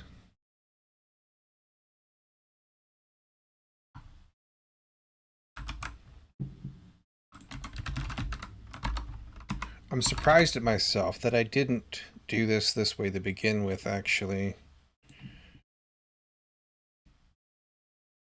I think I just probably didn't come back to it. I probably said, okay, I'll get it to work, and then I'll try switching, and then I probably just never did. That sounds like something I might do.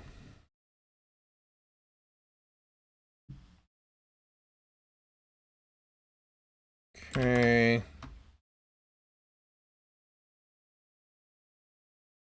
This client. That. React to this? What?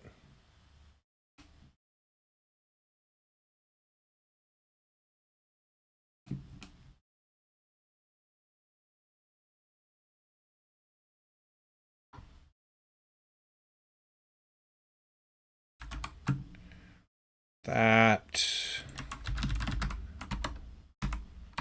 Like so.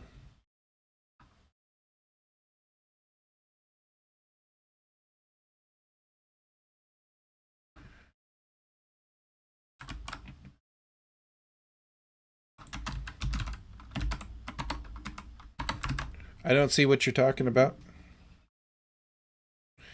Let's see here. Do you mean react to the message to react to a thing? I'm not gonna pull up YouTube Shorts, man.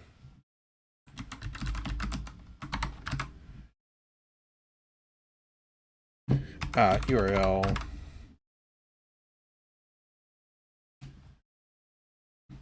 Could try to replace this all programmatically, but It sounds fraught. Fraught, I say.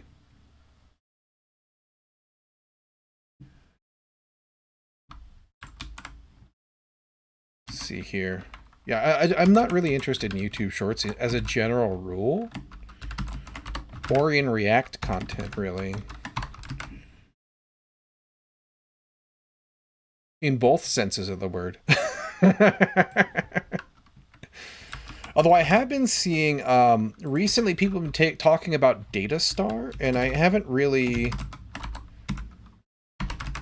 dug into it, but it seemed kind of interesting, kind of in the same vein as HTMX, which is also on my list of things that I should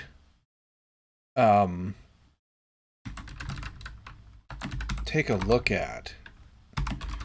Really just a matter of time. Okay, so I was trying to test, somebody hijacking, or trying to select the wrong character.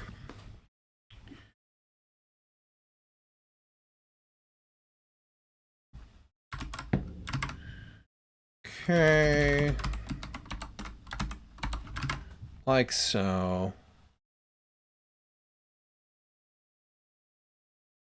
It's a short of Primogen of a clip talking about CJ. I don't even know who CJ is. Do you mean TJ? His buddy?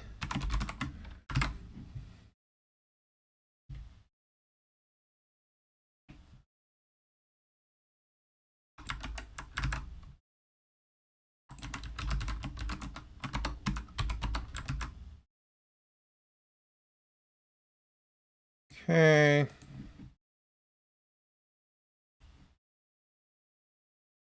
One more, I think. Oh, coding Jesus. Yeah, I do not care at all, my dude.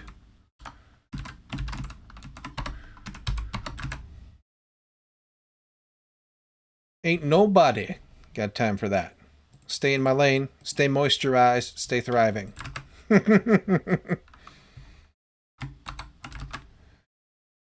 Okay, there we go. So we still got the test protocol. That's fine. It can stay. Why did I make those consts not caps? I don't know. I'm gonna leave it for now. As long as everything in here passes still, I'm gonna be super, super happy. And hopefully we won't have that issue pop up again where we had servers running and being closed by other things. Or it probably tried to bind to the port, couldn't bind to the port. Or some kind of craziness happened. I don't know. It's hard to say. We're just going to do things the right way, and when they work, we're going to be happy.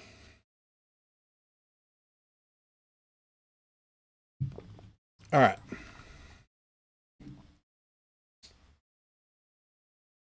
So.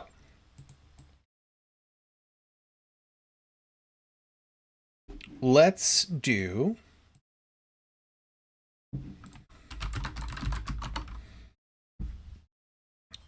character test. That makes sense. Playing game state, yes. Main test, yes. Okay. I'm going to say fix tests that were broken by the logout changes. And then also we cleaned up that. Clean up unused function. Refactor main tests to use test HTTP test server instead of manually launching one on the same port in every test caused failures due to parallelization. forgot that. There we go. Oh, I didn't get add, you dummy. Try that again. There we go. Now we push. Okay. Let's think here. What else do we need to do?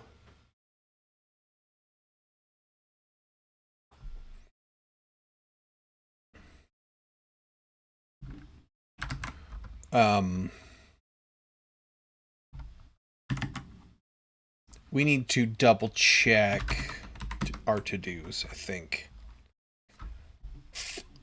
Sure, right split. Or no, find to a window, here we go. Otherwise things will move every time we go to look at one.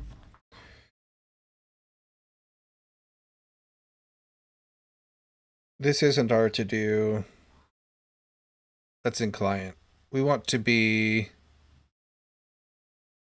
comments and only in server. I should have filtered it, but I didn't. Oh well. Cleaner shutdown here. Yes, we need to do that. Hang on. Hang on. Sig kill watcher.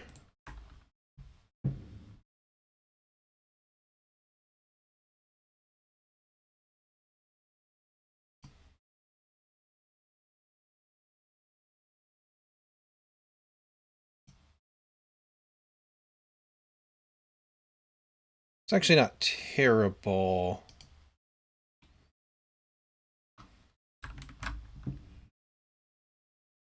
I didn't do it in a completely stupid way, but if we do this,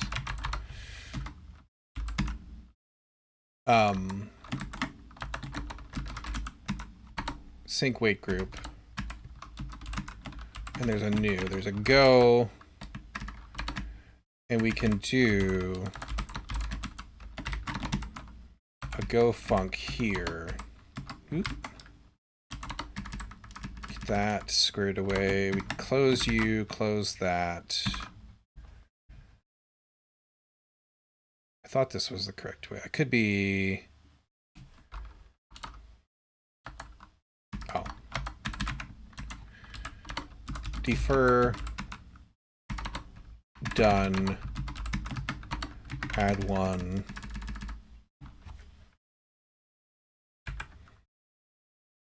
This is... Wait, no. This server. There we go.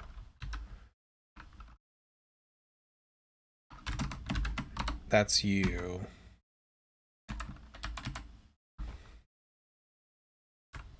Oh no. Because I have other, right.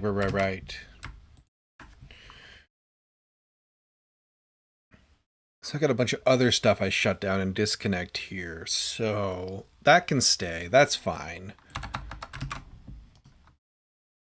I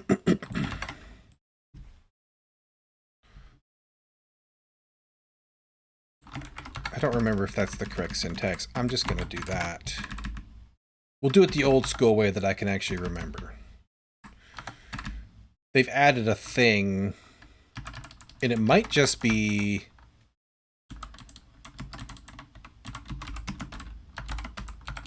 this? Nah. I'm gonna leave it. I don't care. You. So we defer done. We wait for this signal. If we get a signal, we do the shutdown. This guy is responsible for shutting everything down. We do the server first. What's Mud Game? It's a multi-user dungeon. So it's like the original MMO. It's a text game that you can play online with your friends, like Zork, but on the internets. So we shut down the server first to stop any connections, get those all done, right? We will probably need to notify game managers, hey, Save everybody, right? That's cool. That to-do can stay. We're going to keep this just because it kind of wrangles all this stuff together. But we'll do this. This is a nicer way to do it. Let's just make sure.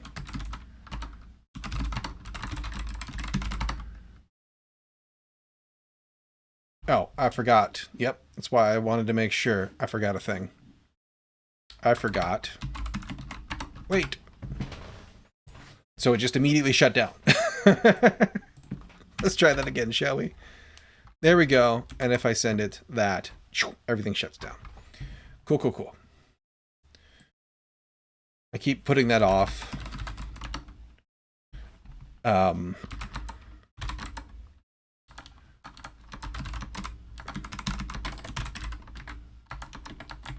And now it's not put off anymore. Make sure I didn't break any tests. Shouldn't have. Nothing should have touched that. Yeah, that's all external to stuff.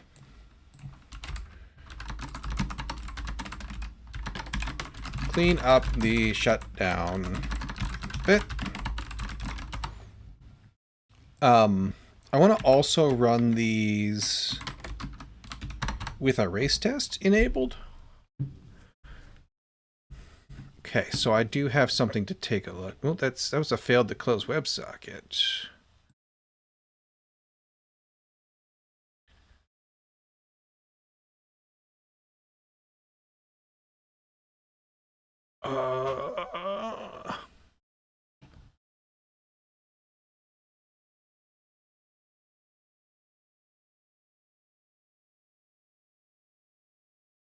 Wait.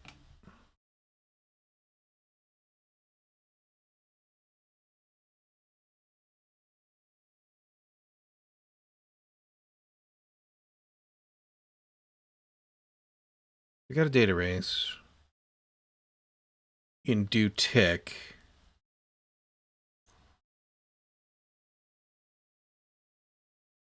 Game manager run. Why would that be a race? Previous write.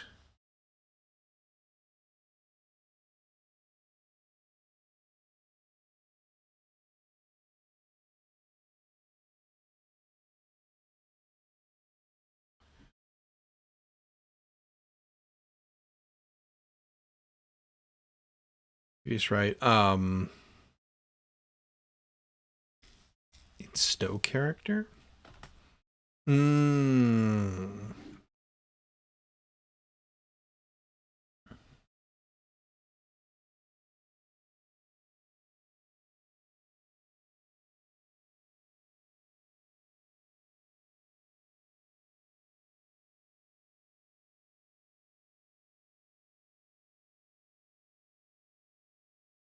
Because that can happen at any time. I didn't think about that. Yep.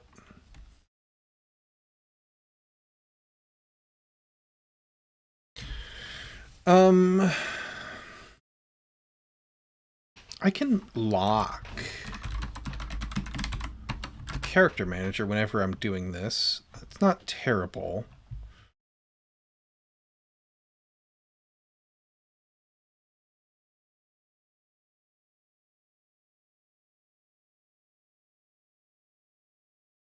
And I think I'd rather have that than the full package for just managing this map. Okay. You like so get created. That's fine.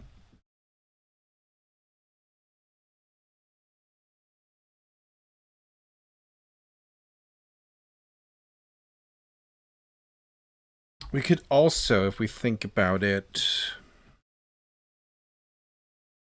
yeah, then we just wind up right back where we were. Okay. We lock you. Defer the unlock. Delete the characters. Return nil. That's fine and dandy. It's these guys.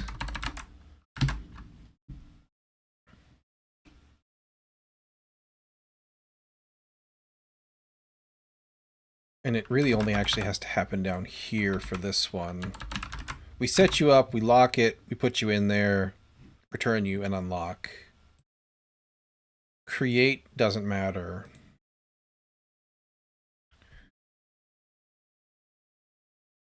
And then our do tick here. That needs to be that. Let's see if that fixed our problem.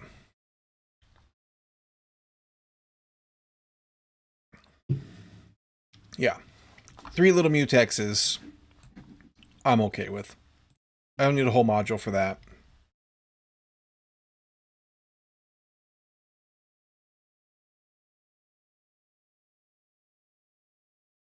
Groovy. Loves that. Let's forget to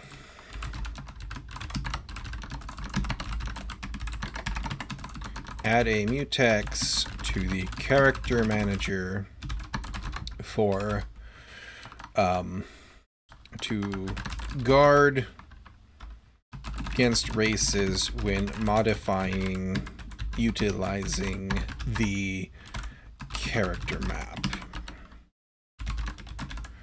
And we can always add more locks as needed. But everything else right about now, actually it should be in here too. Load attributes.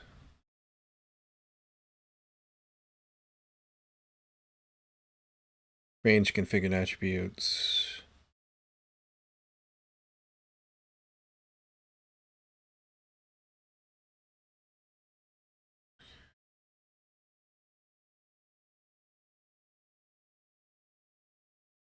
Character manager load attributes. This manager load attributes.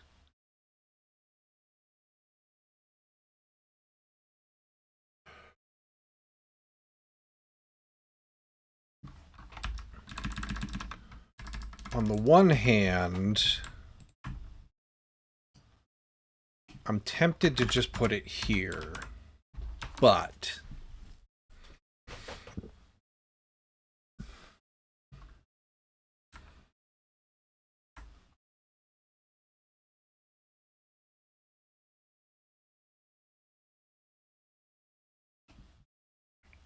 there's a possibility that we could end up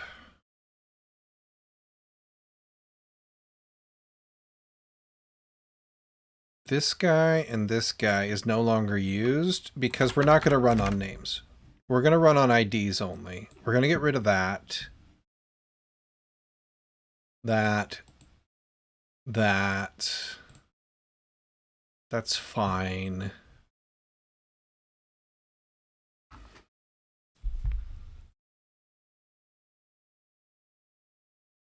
And we do want to get rid of the reference in here if we can, but I think I'm just going to have to put it...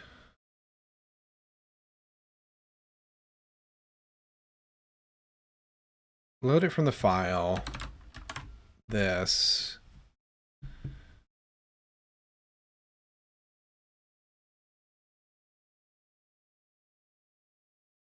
This, though, this isn't correct.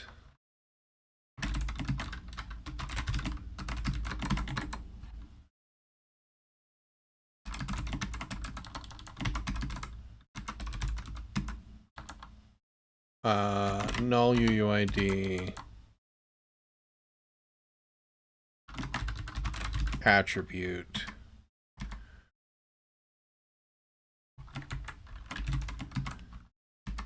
That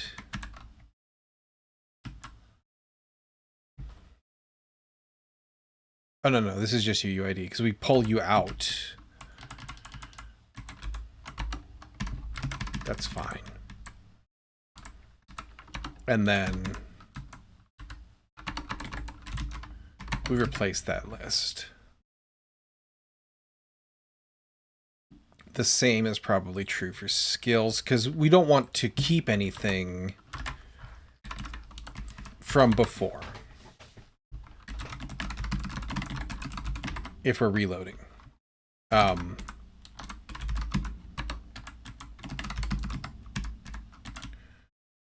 So we still got to build everything here. We still want to lock just to be sure nobody's trying to read that.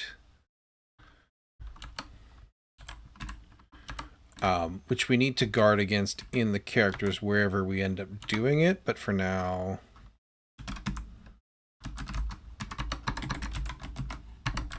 we're going to do that.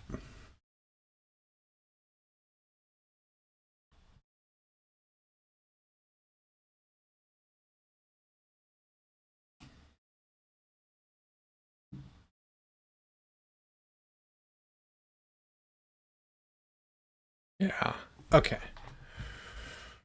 Where in character... like, if we're going to do this, we're going to do it. We're going to be careful. This is all character-only stuff.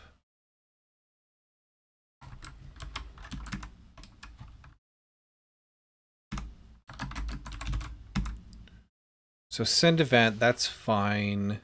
We use the parent channel. Which we actually shouldn't need to.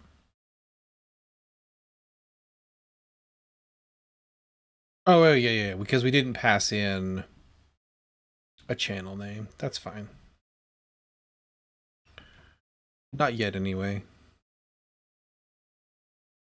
We might not even...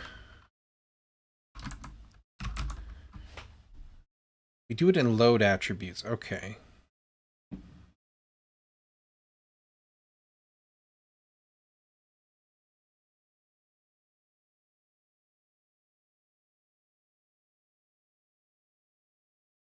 And this is only called here, which is only called here, which we've already guarded.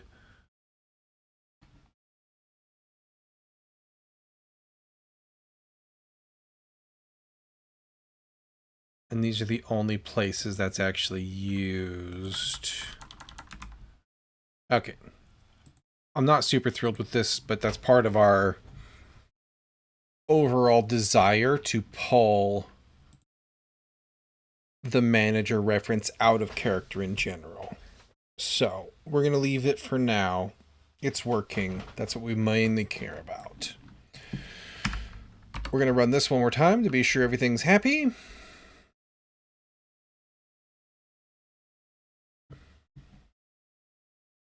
There we go.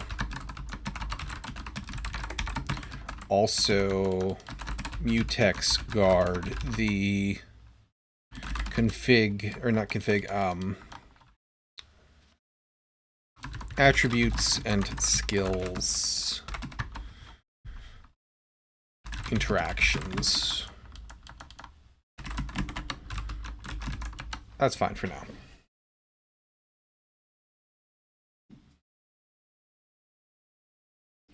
Pretty sure we have a task already to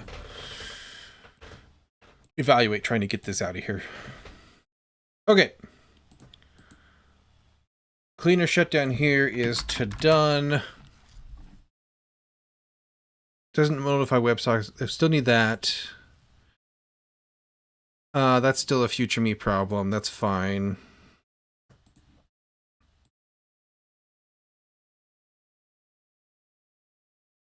That's for multi-map.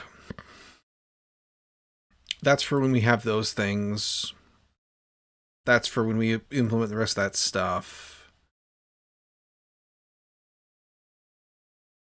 That's future me problems when I do state preservation in the database for the character. Right now they just get loaded and plopped at the start. That's fine. Yep, that's still a thing. Have to flesh that out a little bit.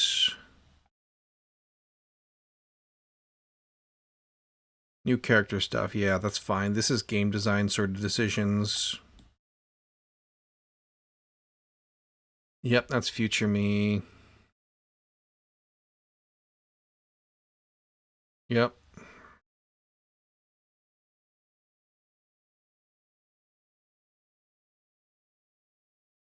Okay. That all looks fine. Stow isn't really implemented, so we're good there. That's for game design decisions. That's fine.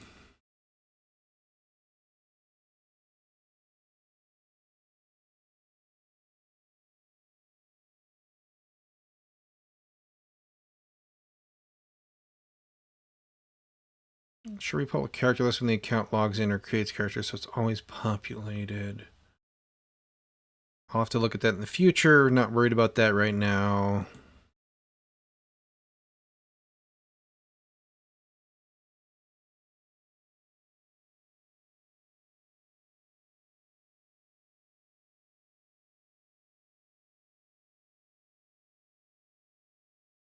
These are all future me problemos. That's fine for now. Okay, it's fine for now. Actually, hang on. This... We've already handled that in the editor with UI stuff, so we can take that out. That's true still. We'll do that later. These are all true.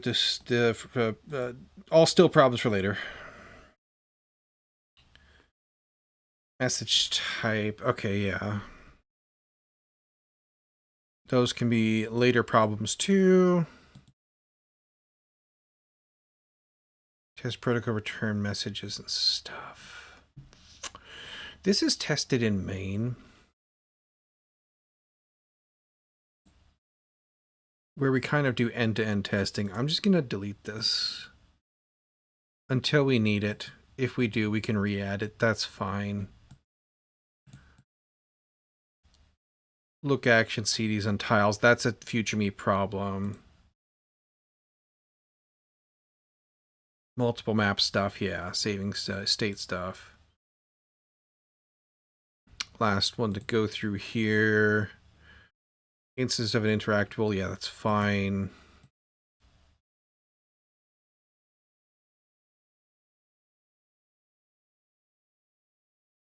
Re-add the skill check machinery, that's for later, okay. Replace the DC check system, okay, yeah. All right, so all of that, still super good. Love that.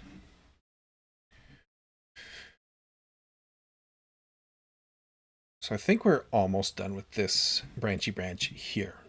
That's what I think.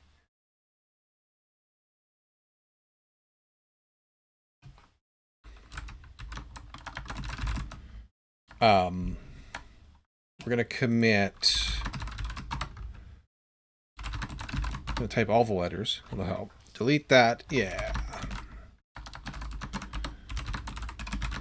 Commit. Clean up old to-dos and unused test file. WebSocket returns are tested in an E2E sort of way by main test. We will want to be adding more true end-to-end testing later, but for now, while things are still so much in flux, we're going to let it be. All right. That's a good stretch. Okay. We're going to merge this. That's what I think. And then we're going to take a look at what's next. Actually, hang on one sec. Let me just quadruple check. You off to the side really quick before I open this PR. Where did my project? I put you in a different window. Here you are. Combine these two. Place characters handling event ticks, yes. Yeah.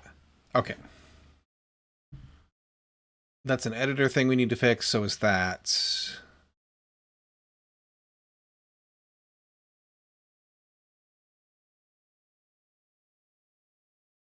Yeah. Okay. Put you over here. PR time. Merge time. Confirm time. Delete branch time. Then check out main. Get Paul. Branch. D. Character handle tick.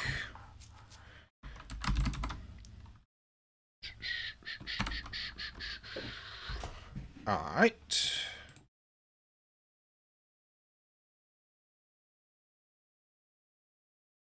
You are done.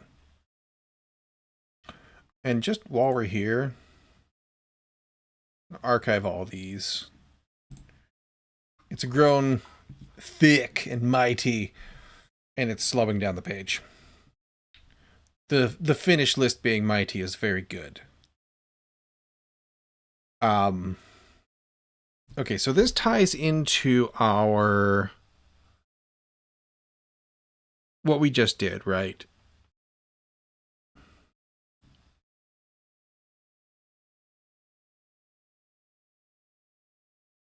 So we pulled the effects out, and as part of needing to wrangle the characters into a better flow to update ticks, we need to update the ticks on the world map as well.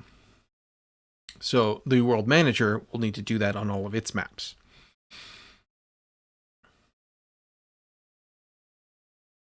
And we've already removed that bit where it had the cached checking stuff. So that's good. We need to replace that, though. In doing so,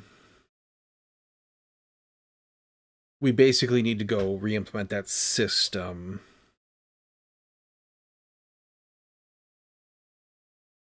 In a way that works now that we have changed up map.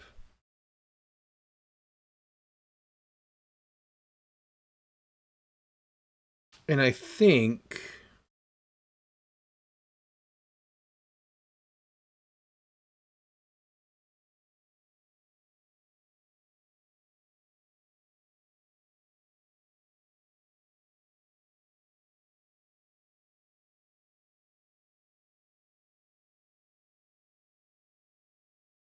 I think we're okay to do that.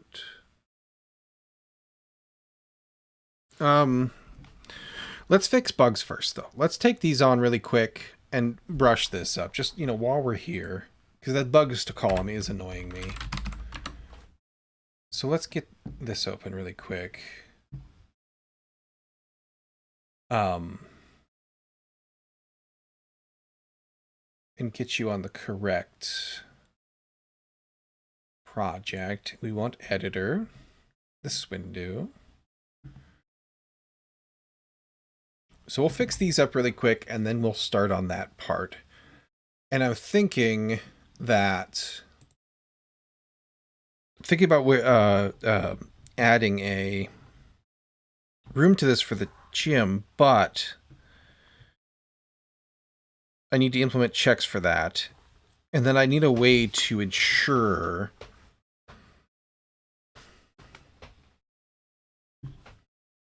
Like, we can test the success. I need a way to ensure a failure. Well, I guess, yeah, we just build two. That's it. Okay. We'll get there. But give me a second here. I'm going to go use the restroom and also fetch a new beverage because this one's about to be broken. Like that. Okay. So, I'll be right back and we'll tackle this.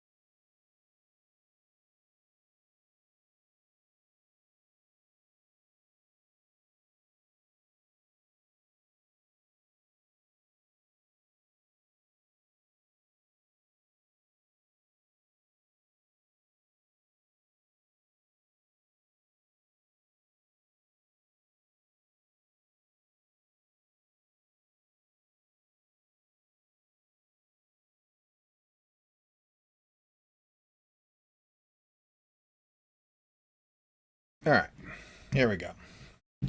So, according to past me, when I wrote this ticket, this bug, I said tile data connection form. When setting a DC from none to something, the number field isn't activated until changes are applied. Okay, let's go see if we can repro that right quick, because that'll help. So we'll run you.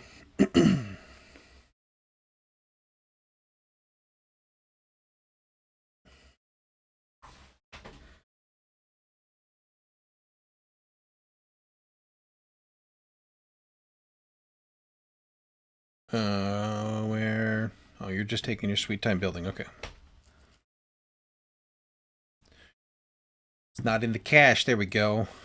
All right. So we're talking. Oop. Get over here.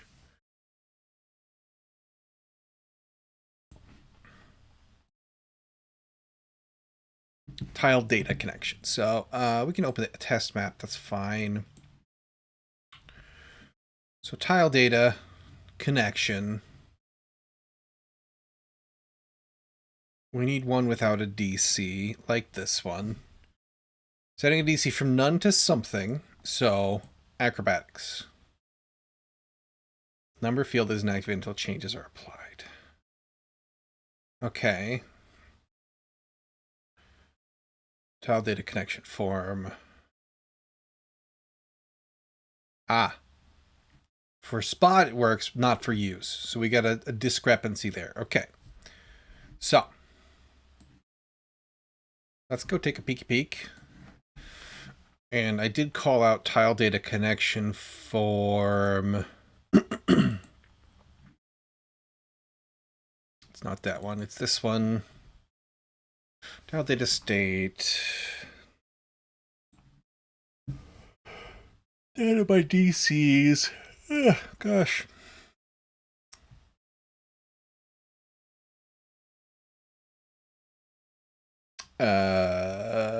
Save changes.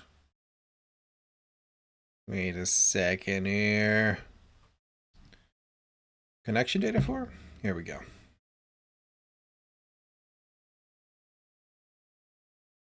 There's that. ID origin destination. Exit message, exit message, exit description. Spot DC, use DC. One of these things, not like the other. Value key on spot DC. Value key on use DC. Cool. We have skill controller. Map state skill controller. Map state skill controller. One of these is not good.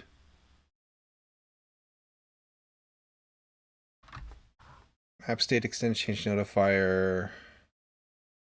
Skill controller.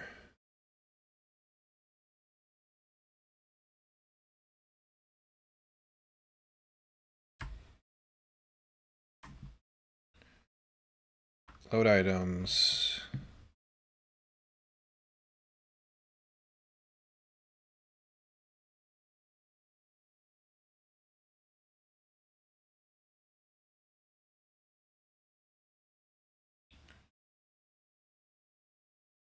Why would there only be one of you?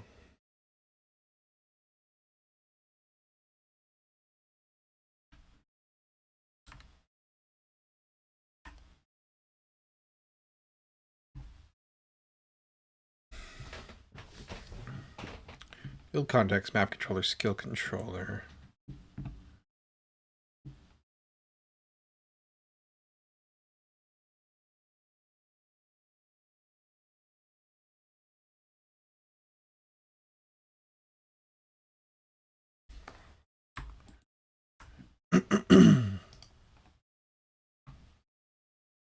When I load,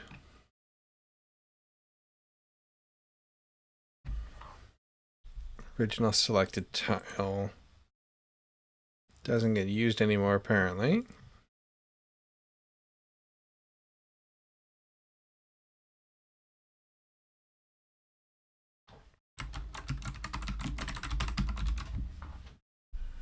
Change notify provider.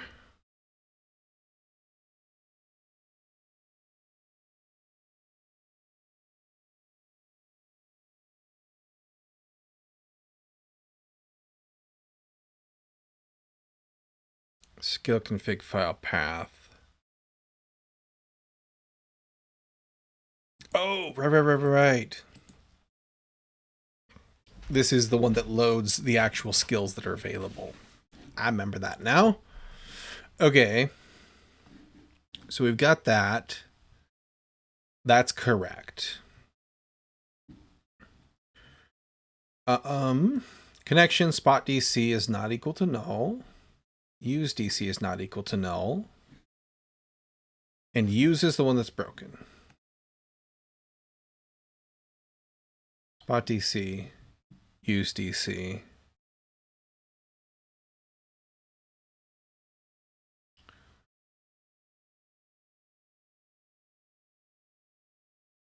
Difficulty check. Spot DC is not null. If it's not null, we have spot DC, difficulty check. Use DC, difficulty check. Skill ID is null. Unmodified, the check value. Connection, spot DC value. Use DC value. Save tile changes. Map state set unsaved tile changes.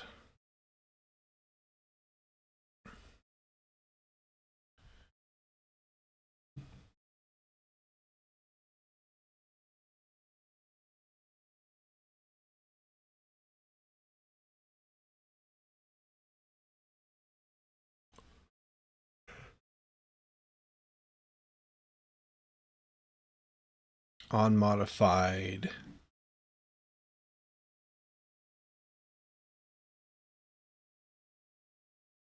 Go check value. I bet you it's this, actually. If I was to reload that. So before we did this and it appeared, and then this did not. Well, now you're just on completely. There we go.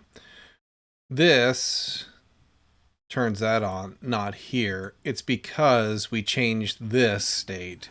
It reloaded.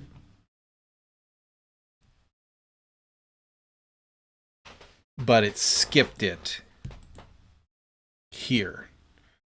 And setting that to none doesn't clear it either. Okay, so our skill selector drop down here.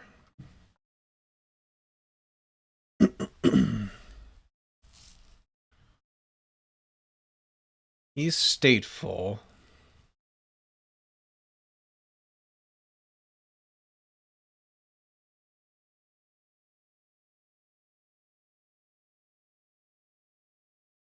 There's all selected item.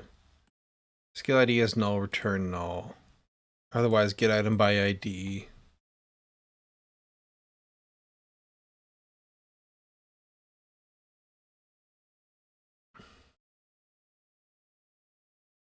What is controlling enabled working DC copy skill ID not being null is what sets you to enabled.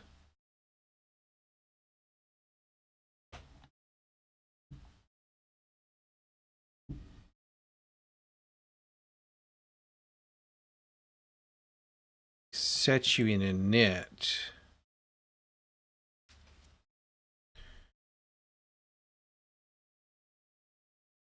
Which is probably not smart. We probably want to actually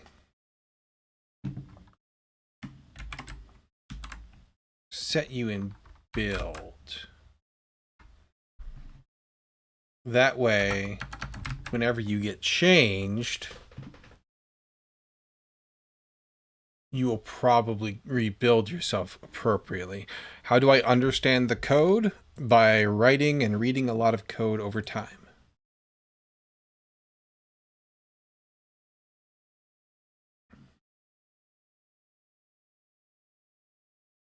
We'll rebuild that just to make sure everything is nice and new and fresh here. We'll go to our test map again. We'll grab our little connection fella. Set you. Okay. And I set you. No. It didn't rebuild. Interesting.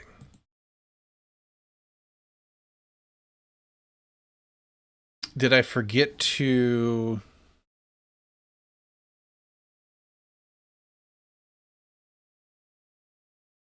We have an unmodified here as well going on.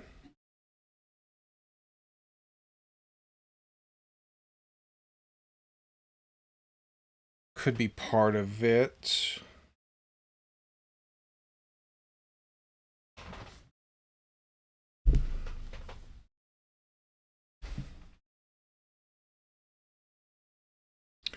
I usually do, but I don't understand. I keep forgetting things. I mean, that's gonna happen. It's just a matter of keeping on it, keep building things, basically.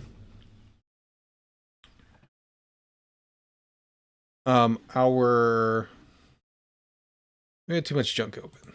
Let's clean up some of this really quick. I needed you to stay open though. What?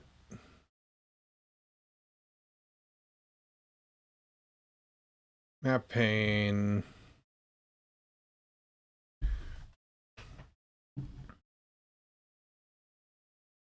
Alright, whatever. Hang on. Let's tidy this up really quick. Okay, map, and then we want to have our map pane.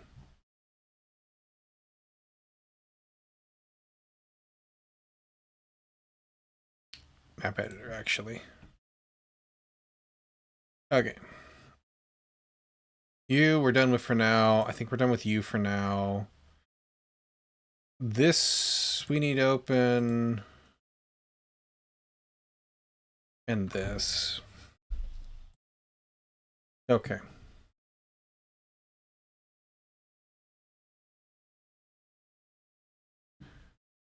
Our on change, on modified difficulty check value.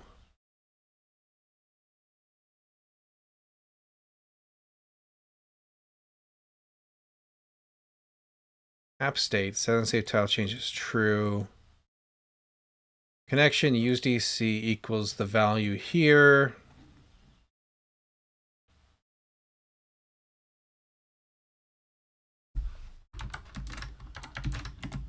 Do I need to call set state here to get it to rebuild? Wonder. That would make a degree of sense, right?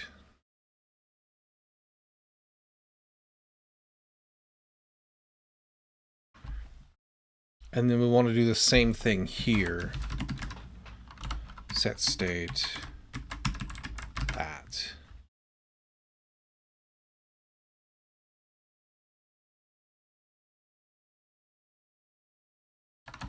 Because otherwise the only thing triggering it would be here. Yeah, let's give that a shot. Go with that. Back to our test map. So you work, and then you also work. Perfect. If we turn you off, you get turned off. This should also, I believe... Yeah, zeros are back out. Perfect. And if we apply you, you get saved. Apply you back to none. You get saved. Awesome. Reset this. I don't want to change anything in the file. Our test map is quite sufficient for testing as it is. We should be good to go there. Did I forget to create a branch for this? I bet you I did. I did. That's fine. Check out fix editor connection DC toggle.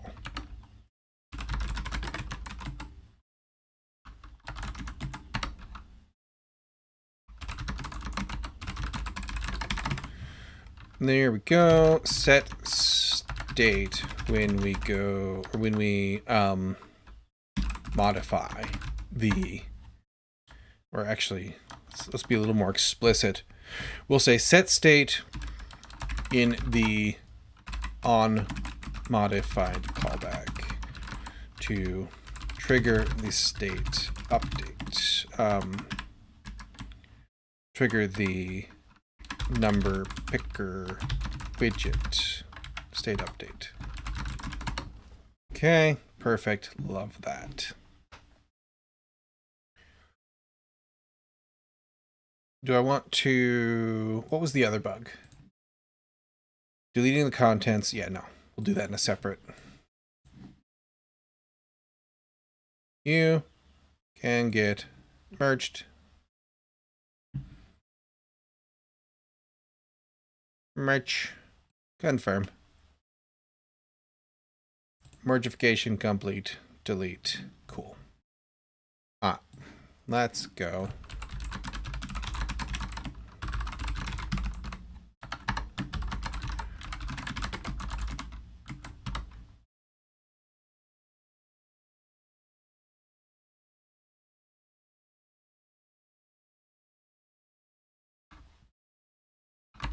What are you doing? Here we go. Error.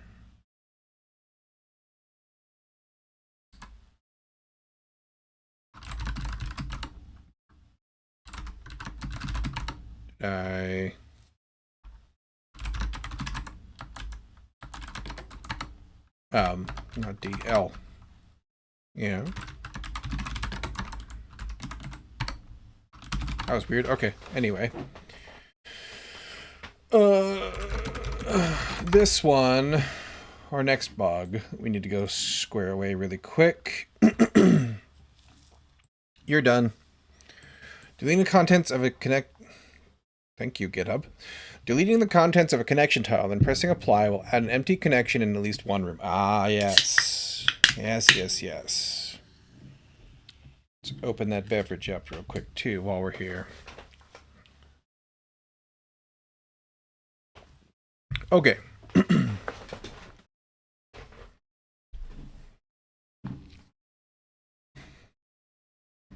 Meow. Fix extra connection creation on.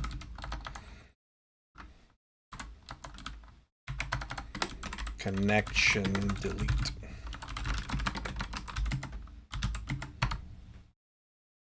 All right.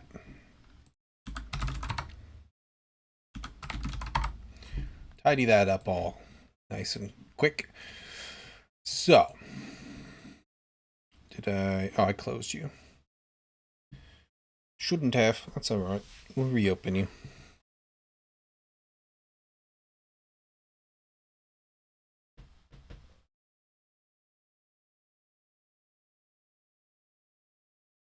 Test map, and when I left myself. Okay, so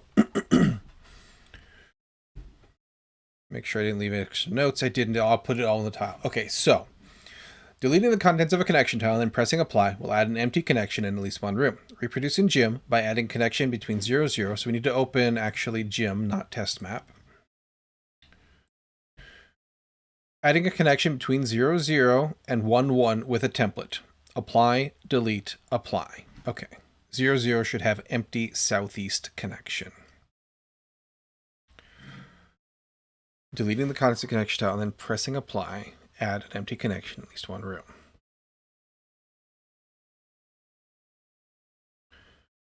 Zero, 0 and 1, 1 with a connection template. Okay. Apply. So we put our connection in there. It's connected to everything because we applied it just blindly, right, to everybody. That's fine. That's groovy. Apply delete. Boop. Apply.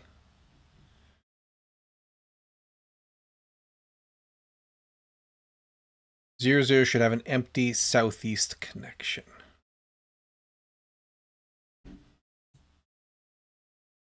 Ah, there it is. So it's just not getting removed from the room.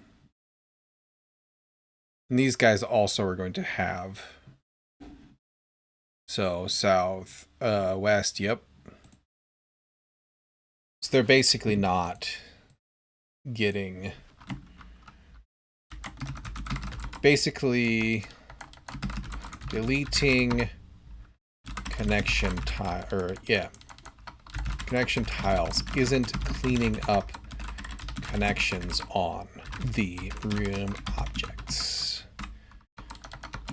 It's leaving empties in there. Okay, so we need to go, let's reset this really quick. We need to go look at when we delete a connection tile completely. And that's actually going to be tile data sidebar. That's where we'll start. You should have my delete button down here. Apply. And save changes.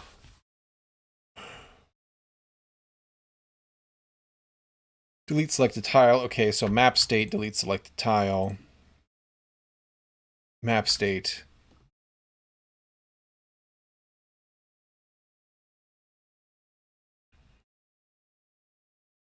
Set selected. Delete selected tile. Set the map changed. We switch here. If your connection data, select a tile, connection tile, get connections, clear connection. This should actually just be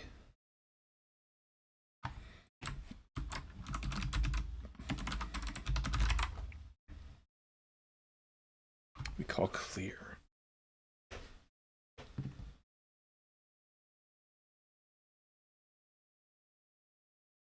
Delete room.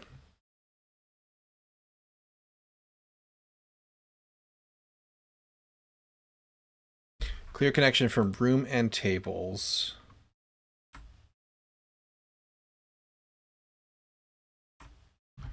Get parent tile coordinate. Connection table, remove this connection. Destination table contains key. We take you out. As room data, connections, remove where that. And then we're done.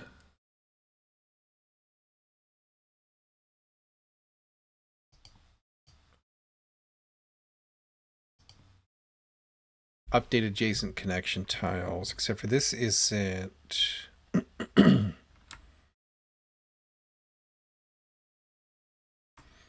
Neighboring connection tiles and update them to ensure they have change data applied if they are in the map.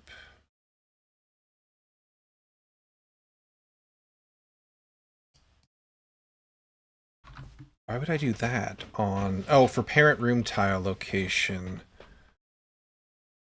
Get connection tile parent coordinate.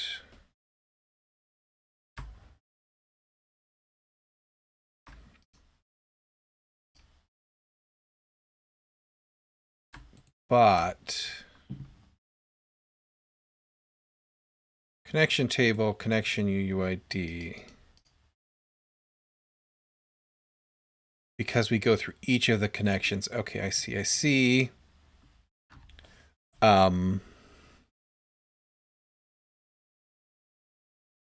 We did two different things, though. We clear them, but we also delete them.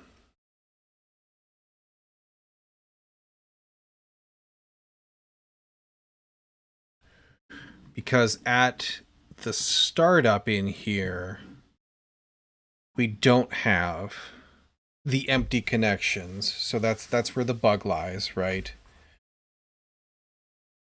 There was a deal in here, a function, a helper function.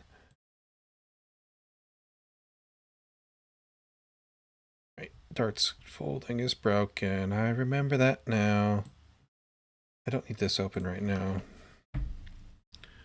Set connection tile data. Place with a placeholder.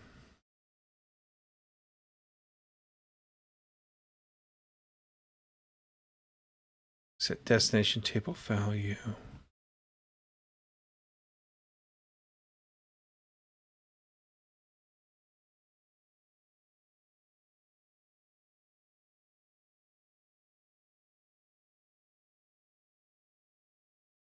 Update connection data.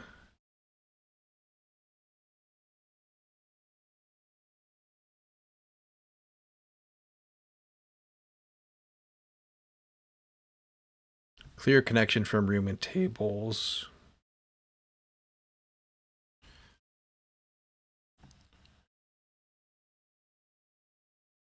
Destination table should be removing.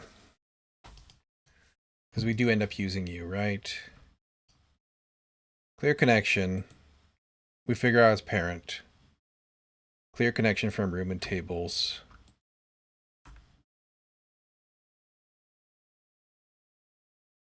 Connection to parent coordinate. Remove you. Remove it from the destination table.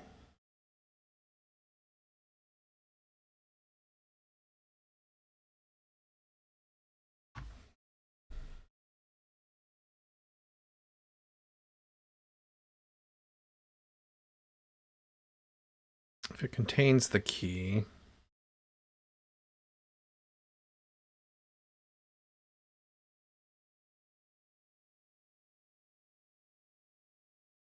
Why am I doing two things here? Hang on. Remove where. UID value. This ID. This ID is equal to the connection UUID in my destination table.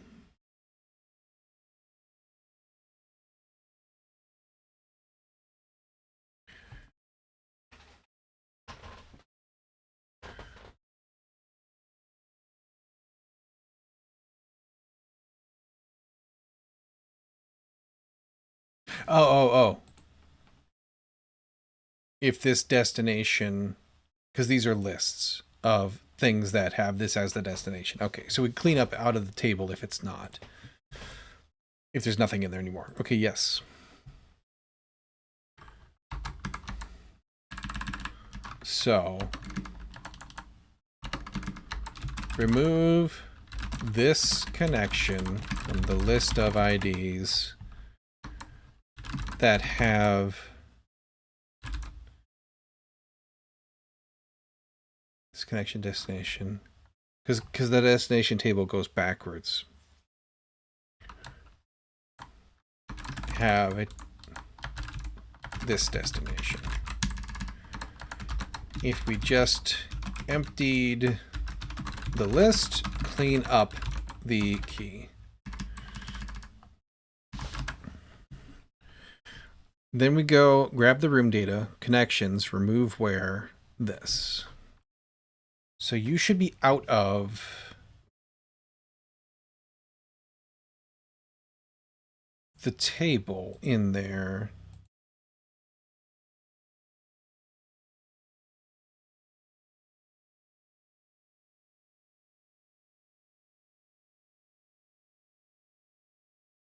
We should have seen an error if we weren't able to get the parent for any of the four connections.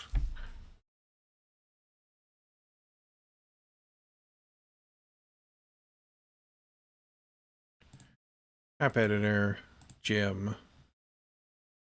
So nothing. We add you, we apply, we change our mind, we apply. See, these guys should be displayed still in here. It's here that they shouldn't be. the ID 0BA. This would be, okay, so 0BA, that's still the same. That's good. So southwest would be this one. Southwest to 010 0BA. So those aren't getting cleaned up. I don't see errors saying we weren't able to find it. Okay.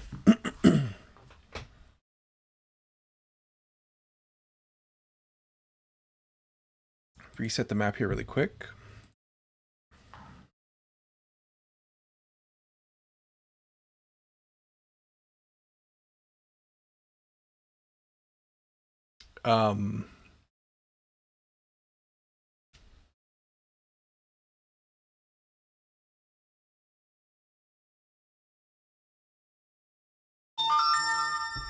Forgot to turn that on to silent, apparently.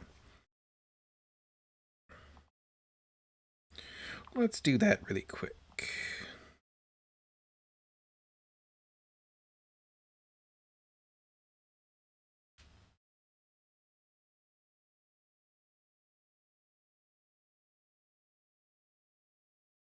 That all can go away. There we go. All right. Plug it in while I'm here too. Okay. That should take them out of the parent.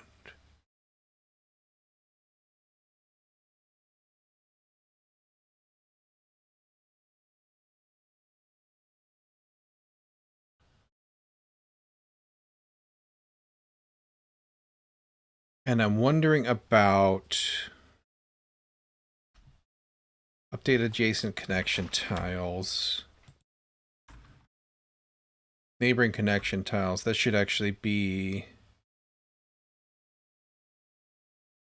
Oh, okay, from the parent side. Yeah, okay. Go through the neighboring connection tiles and update them to ensure they have any change data applied if they're in the map. Because we actually deleted it from the parent, and now we apply it.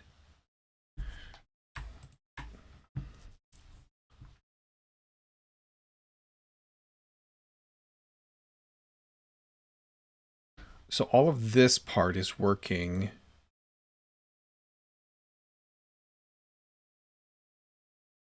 To remove it,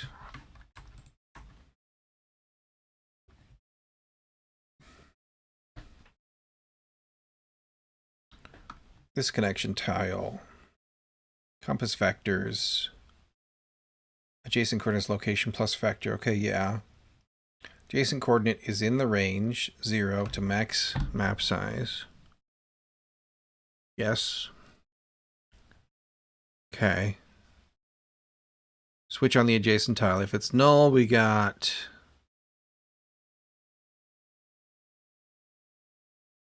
Only room tiles are allowed to be null. This tile is null. There's no valid way to connect to it at this time. Set the opposite vector connection to null.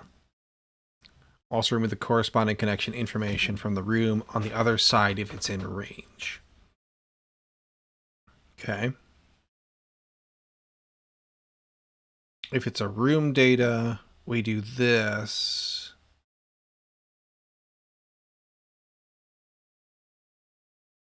Do nothing is either a null room connection, product connection tile. Okay.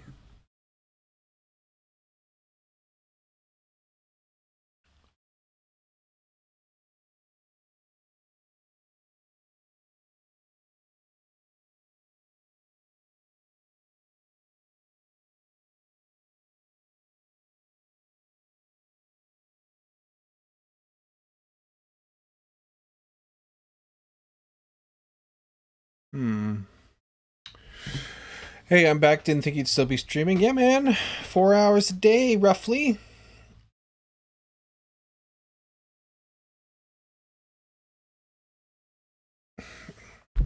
Usually a little longer. Occasionally a little shorter. Things are not going well for my connection or something. But in general, yeah.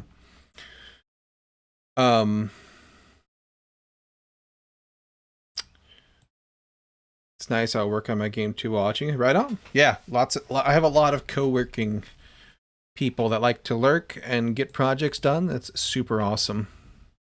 Love that for them and for me. Okay. So why all right, so we're looking from the perspective of the parent room tile location. So we figured out, where did this actually come from? The origin, right? And we're saying we need to go through and update all the neighboring fellas here.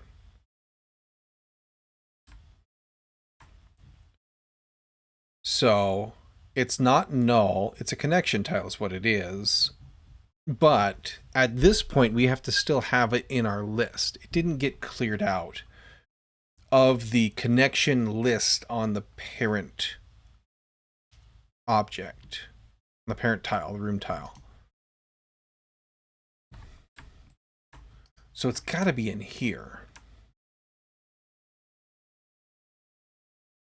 Connection table, remove.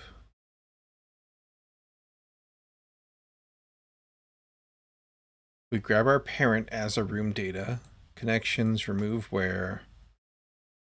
And we pull this directly out of the map.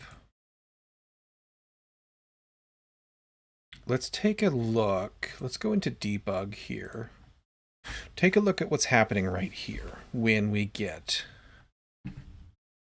to it. So we'll go to our gym again. Go ahead and drop in our connection. We apply it. Delete it. Here we go. Okay, there we go. So this is going to go around all 4 connections. Parent offset location is 0, 2. And offset location should be the true visible 0. That just crashed, I think. Okay. That's fun. 0, 2 is the true. So if we 0, 1, 2, or sorry, 0, 0, 1, 2. So that's the southwest one. From the southwest to the northeast. From 0, 1 to 1, 0.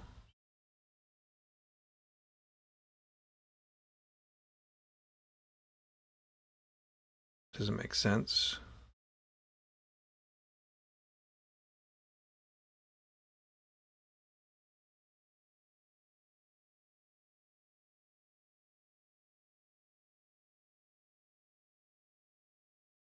So this is the true location.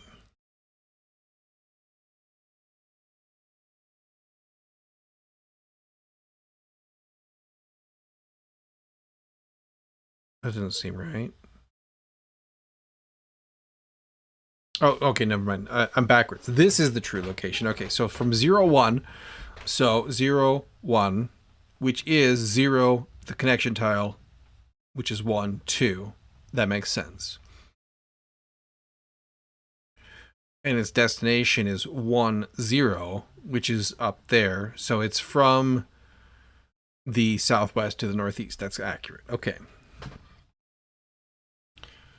So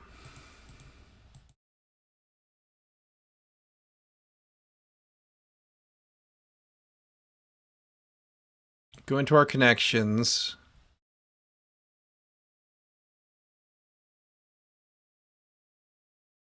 Except for I don't.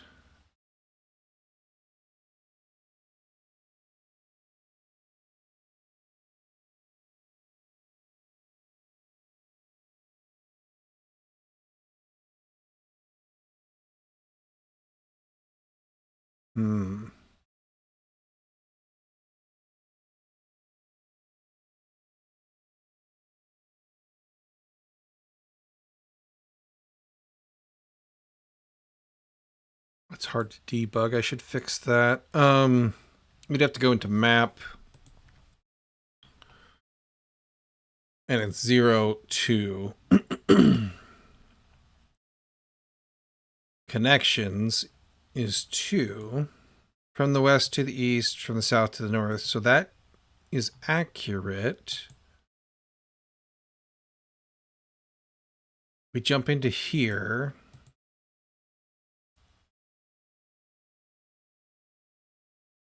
We go through your neighbors.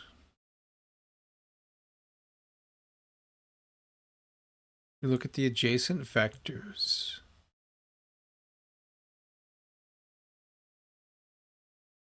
Adjacent coordinate is 0, 0. Which isn't actually where I want to be.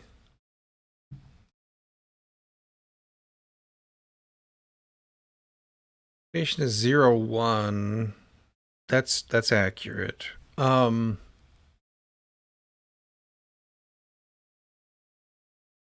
Adjacent tile. We're looking for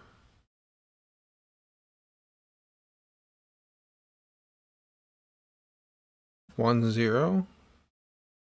Yes.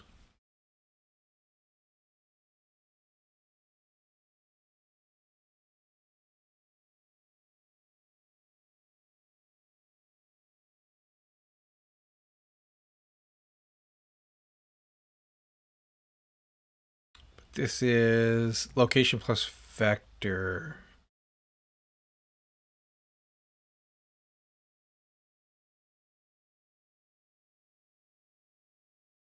Making this a connection tile.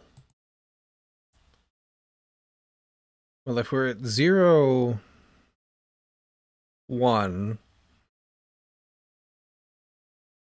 we're actually looking to be at 1, 0, which is where we just were. It's not going to be 2, 0 because... Well, we don't do that, though.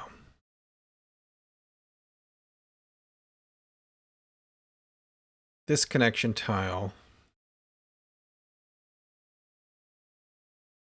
North and south. Okay, so we need to get out of this one.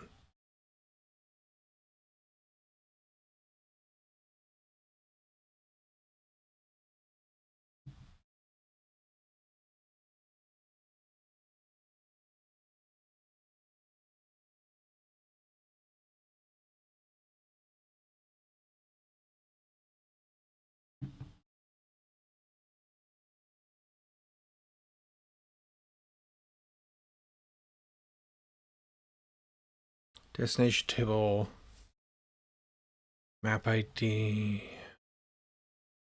Let's stop this. We're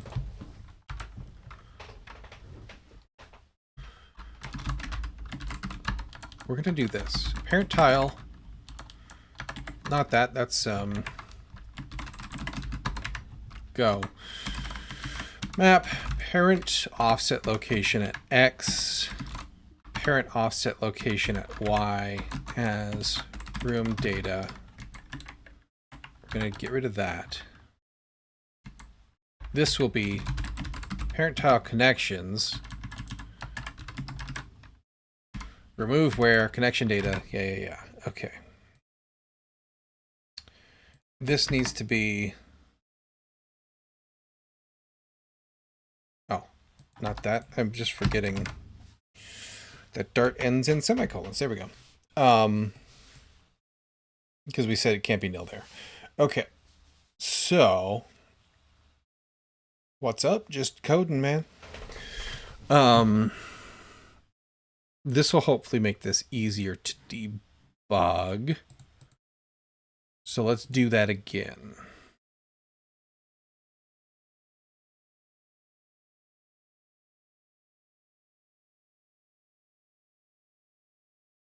Figure out what we're not clearing correctly here. All right, so we get our connection. We change our mind. Come in here. Parent tile is at 0, 1.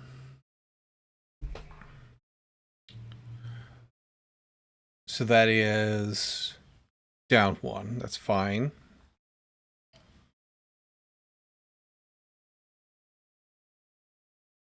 Your connection list is 3.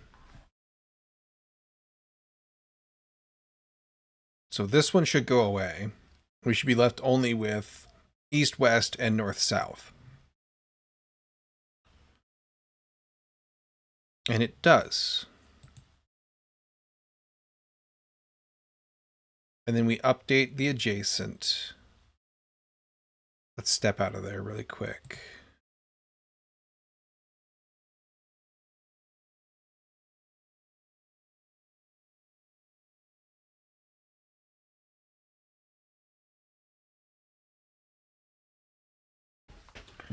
Selected tile as connection tile.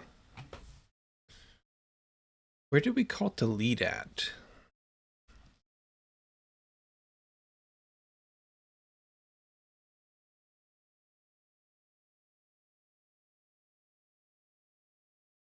Hang on.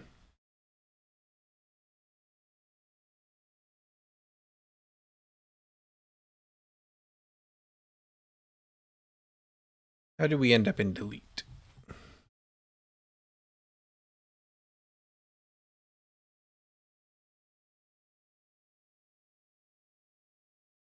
Back here. Clear connection.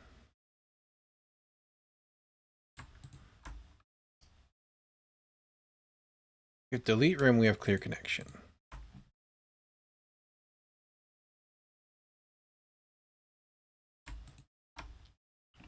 In here, delete connection for Refactor, that's why.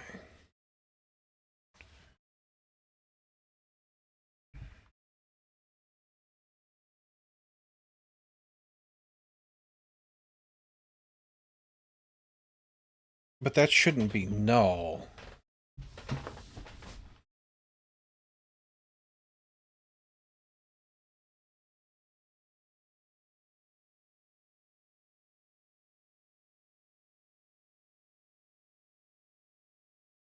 Oh, we got a bug there too. Okay.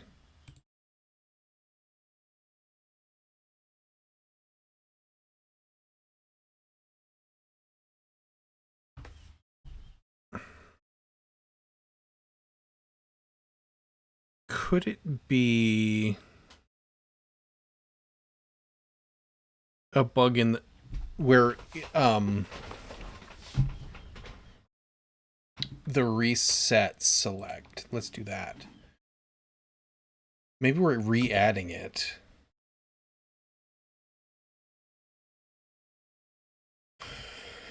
I hate switching versions. Stuck on TS for ages. Can't even code. Versions of what? Huh? Stuck on TS? Like TypeScript? Confused.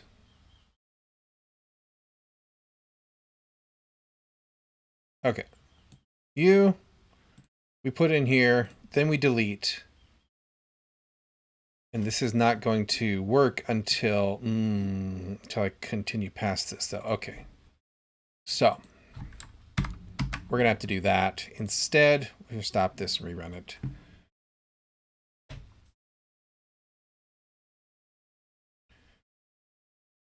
Forgot that that's going to be a thing. Okay, one more time. Back to the gym. Connections in here. Apply it. Change our minds. Okay. That goes away. Oh, I switched from Godot 4.5 to Godot 4.6. Mono basically lost all my progress.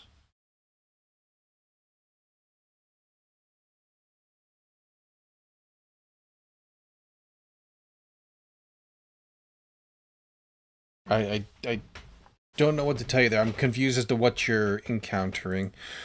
So you still have 3 though. Okay, so it wasn't the reset select, I don't think, that added it back in. Wait, no. That is correct. It should be 3. It shouldn't be 4 is what it shouldn't be. If I reselect this, that doesn't happen.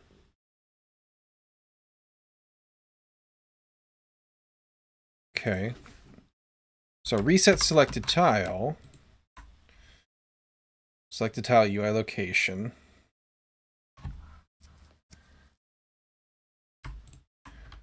Coordinate, grid location.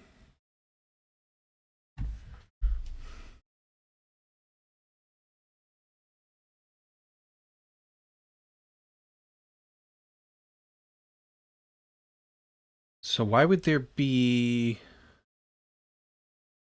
Could be something old getting stuck? Because the map hasn't should have updated, though. Because we grab it here.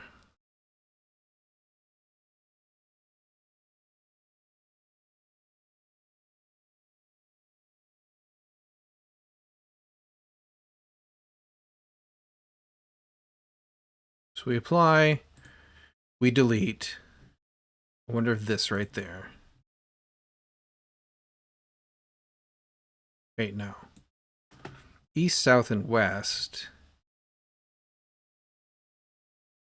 It's not happening anymore. I didn't change anything, though. Wait a second. You should have 4. My empties is gone now.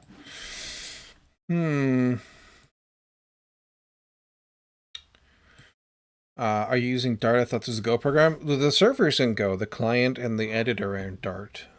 They're in Flutter, which is in Dart. Is it because of this change I made here? Hang on.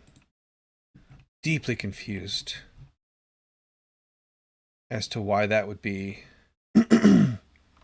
So this is the only thing I've changed, right?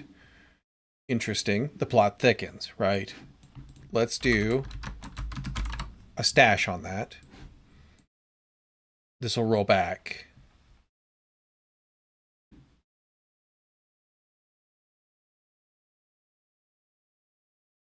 Okay. Like nothing here gets set. I'm confused by that. Could just call it directly instead of setting a variable. Thankfully learned Git years ago. Yep, that'll help. I switched versions so the editor wouldn't launch that project because file clashes, so I just had to copy paste now to fix all the errors because I cleaned up a bit, and that's annoying. Don't they usually have like an upgrade? I thought they used to have like a temporary sort of like you can try upgrading it automatically and then it'll fall back if you don't. But yeah, game editor versioning is really rough in general. Like there's a lot of breaking changes. Back to the gym.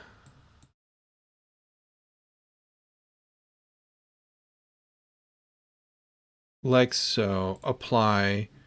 We change our mind. East, south, and west.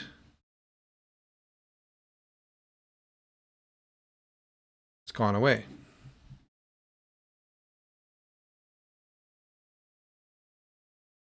I don't see the empty in here anymore. What in the world?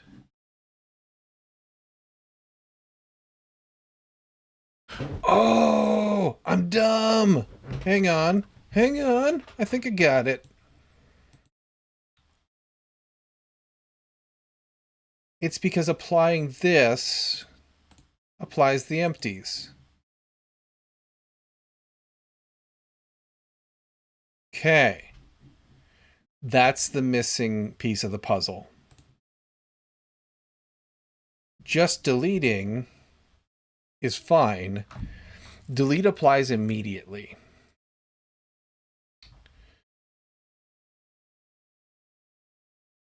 Apply, delete, apply. Okay. That's it. So we need to fix the UX UI around that because obviously it just tripped me up, right?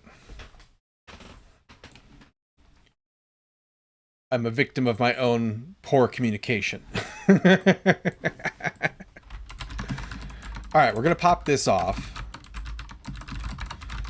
And I'm just gonna do add some comments for future me.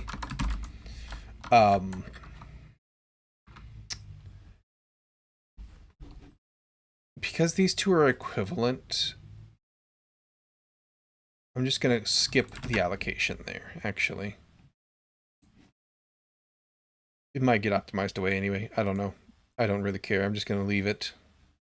If I need to do it again to debug later, that's fine.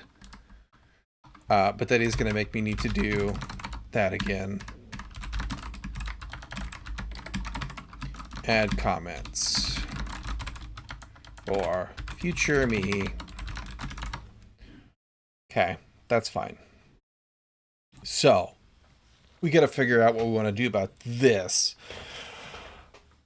I don't want to...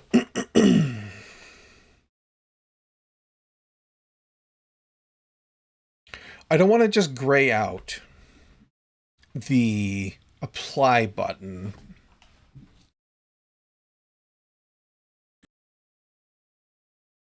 Because that doesn't tell you why it's grayed out, right? So that's kind of a bad idea. I don't want to add like some kind of a delay. Or not delay, but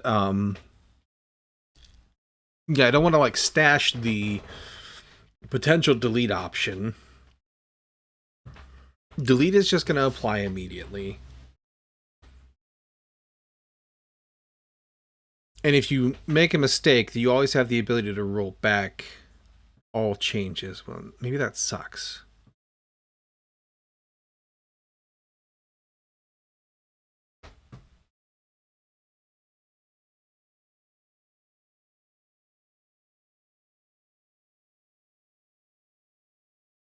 What would that look like?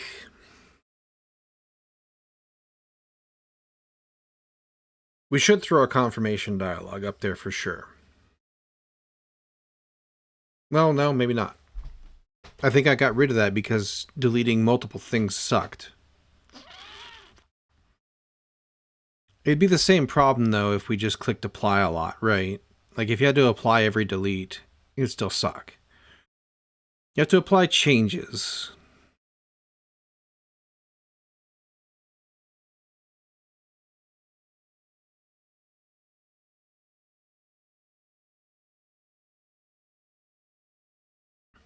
We could stop you there.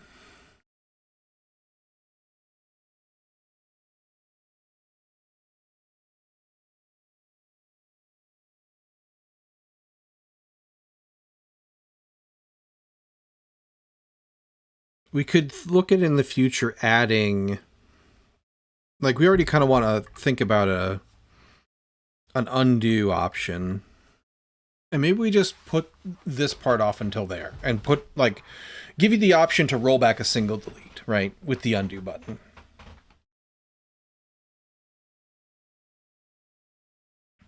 I don't want to tackle that project just yet, though. I want to do other things that are more interesting. I think what we just do here is we prevent you from applying empties. Because that makes the least amount of sense here, right?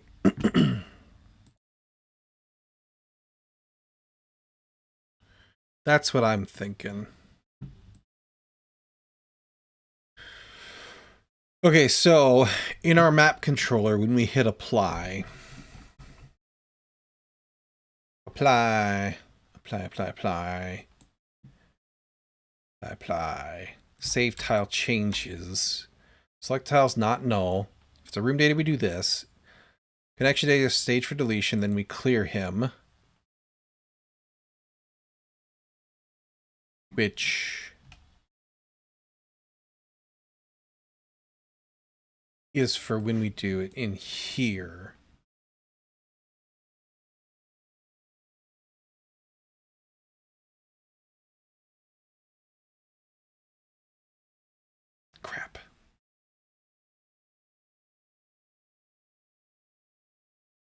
Well, yeah, that's fine, because we can do the same thing in these guys. Like, they get staged, right? This is for deleting a whole tile, and that just goes.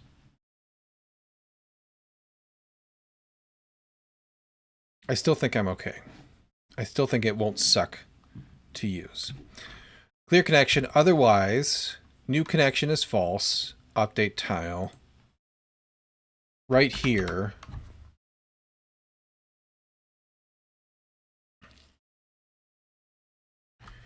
And I don't have connection data.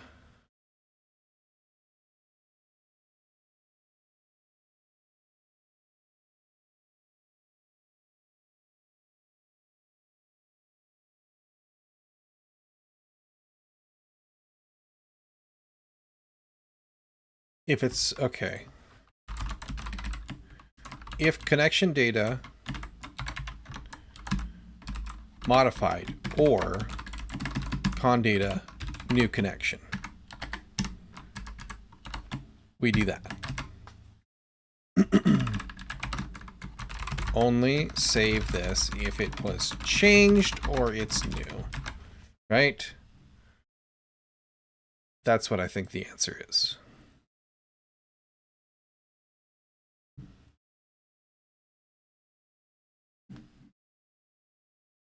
Rebuild this completely just to be sure. Map editor, boop, in here. Test map. Oops, sorry, nope, I lied. Close you. Jim, easier. We put you in here. We apply. We change our minds. We hit apply because we think we need to. Good. Good. Good. There we go. Perfect. You schmal again. We'll scoot you around.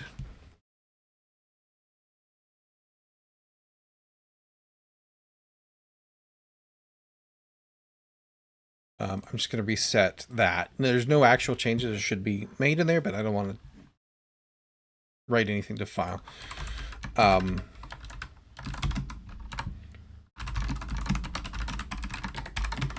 Only save connection tile data if tile has been modified or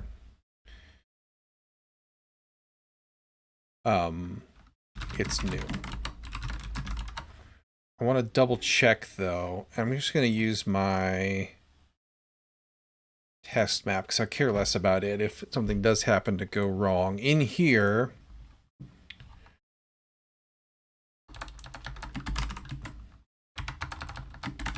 I should still be able to save these guys. From the foo to the bar, right? Okay, cool. We apply you, we come back. Ooh, was it the first or the second one?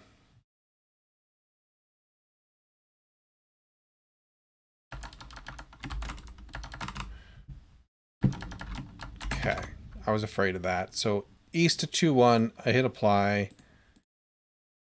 It's not actually saving. We're not correctly setting the modified.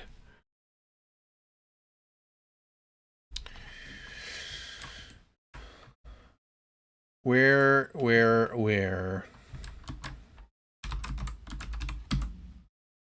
Oh. It's not set in there. Okay. So let's go take a look at the form view here. Oop, no, form itself, not the view.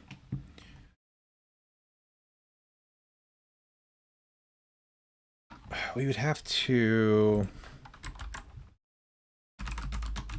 modified.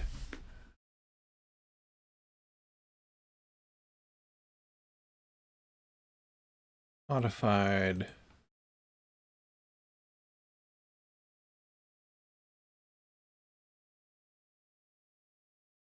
We used it for setting expanded, but we never changed you.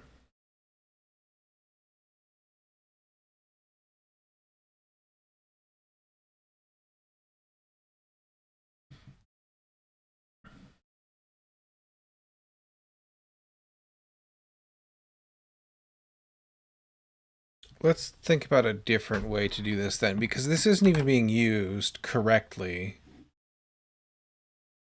Wait, we had even here? Oh, yeah. Oh, it's for update connection. Okay. Okay, I see.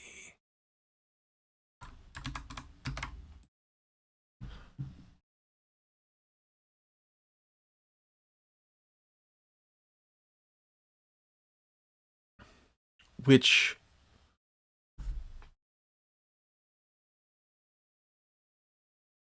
Where are you used?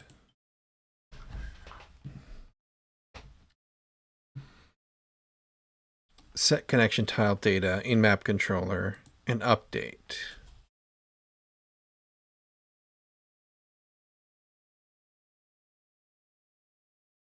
Update connection data. Update connection data.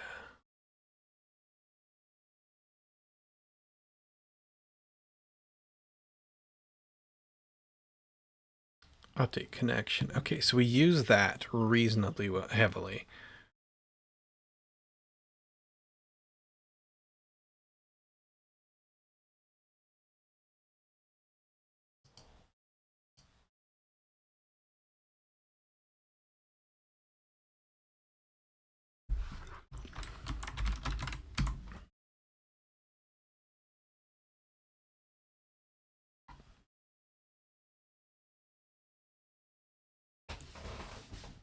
We don't actually drive anything on it, though. Hmm.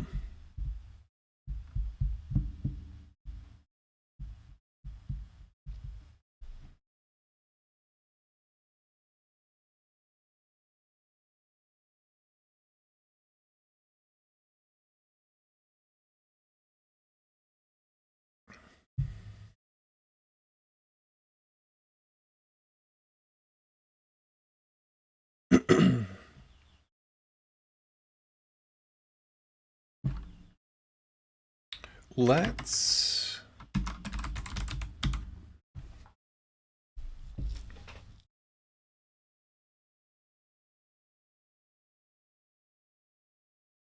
take a look.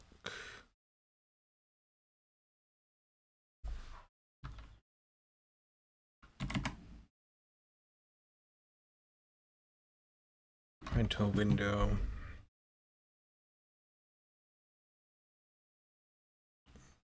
It's used in here. In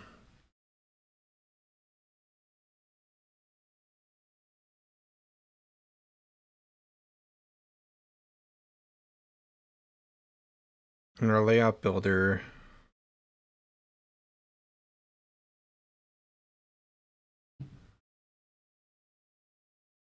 Set on save tile changes is true. Let's not mess with that. We would have to crawl through a bunch of different stuff to know for sure. And it might not be used. I might not have used it in the same way I'm thinking here.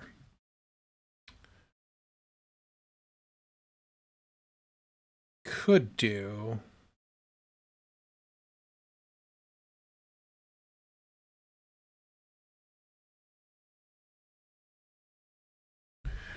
What did we base our display on up here for empty? It wasn't here. It was in the form. It's in our label getting text. Or label text getting helper. Because it knows, here we go. Widget connection empty.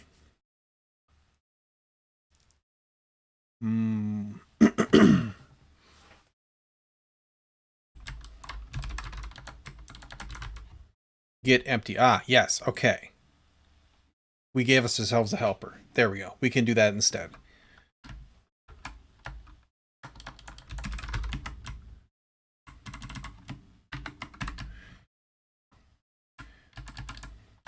Only save this if it's new or not empty. That's what we're going to do instead. Let's, before we commit that, Sorry, I got distracted there. What do you think would be the best way to implement enemies into your game? Um, I don't know. Depends a lot on the choices you made and how you've architected things, right? And also, I am not a Godot expert. So for me, what I want to do in my server side here, and this is just a plan, I don't know if I'm setting myself up for disappointment and failure, but I want the character to be the same thing for a player or an enemy, right? Because of the way characters are set up, anybody can bind to them and listen to messages that they're getting, right? So we've done a lot of work to get that configured so that, like in here, let's see here, like where's my move? This is character manager. That's why I can't find my move. Character itself. Here we go. So anybody who has a pointer to a character could theoretically call these things like move, right? That'll send an event into the system. This character will get moved. Now, the other thing is the notify, which is what spits events back out to whoever happens to be listening to this character's notification, which is set up in listen to events. So anybody can subscribe and get a notification thing here, and that'll pipe events to it that happen to it, right? So my hope is that I can have a NPC manager that can keep track of these guys, and it'll see the events as they happen and make decisions for them, basically, is how I want to wire it up. So when somebody enters a room, let's say that you're in, you just basically get a room event, and that's going to live in, it's just going to be notified directly to the character. So the map, when it puts somebody into you here, it's going to call notify. It's going to send this event. Actually, I had a scribble here.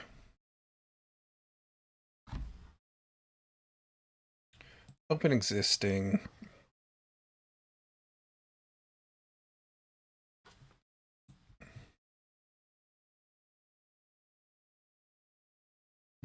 So characters send events to the orchestrator, the game manager.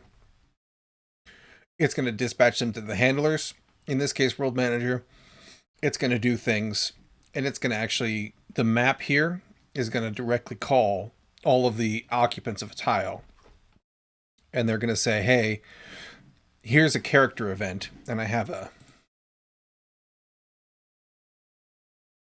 our events as well. So this is a move event, comes in, and it says, hey, this source, which is a game object, a pointer to a character, just moved, they just entered, or they just exited. And so whoever's listening to the NPC can, in some unwritten way, decide, hey, do I attack this guy? Do I greet this guy? Like, what do I think about that sort of thing, right? And it'll probably look like, not like one manager, but like, it'll probably have to be some kind of, like a discrete controller for a type of character or something. I don't know. And it might be something we can like just write a generic and have config files for. I don't know exactly. That's sort of what my thinking is. We'll see how it pans out. My idea there is that,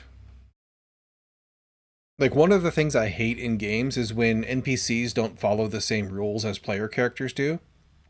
So, like,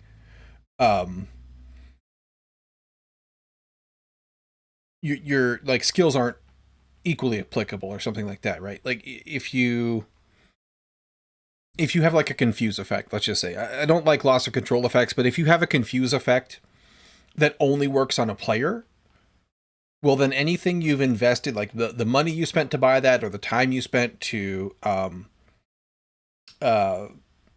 train that skill, or whatever it was that you worked towards to get that because you thought it sounded cool to be able to confuse somebody and give them a stun for a second. If you then can't use that on just some random NPC mook you're fighting, you've just been robbed, basically, of that excitement, of that cool thing that you desired. It happened a lot in some of the mods I played where they were only PvP skills, and I hate it. But it happens in other games too. It has, like, crowd control stuff in older games often didn't apply equally to NPCs. So I want to try to avoid that. And the easiest way is to use the same damn object, in theory.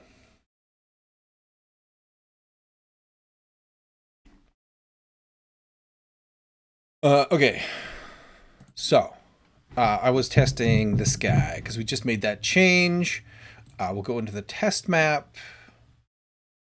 And if I come in here and I change this now from the foo to the bar. Okay, you're still open. That's good. And then, yeah. That's part of what that modified does, I'm pretty sure, is it gets set and it keeps it persisting. So if I reset this, it doesn't matter.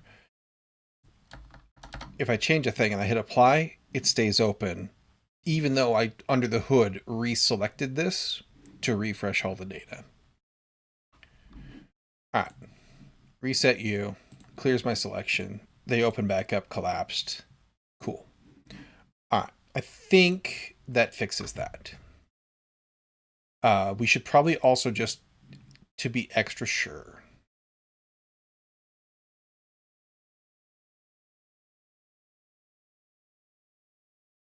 retest adding them back.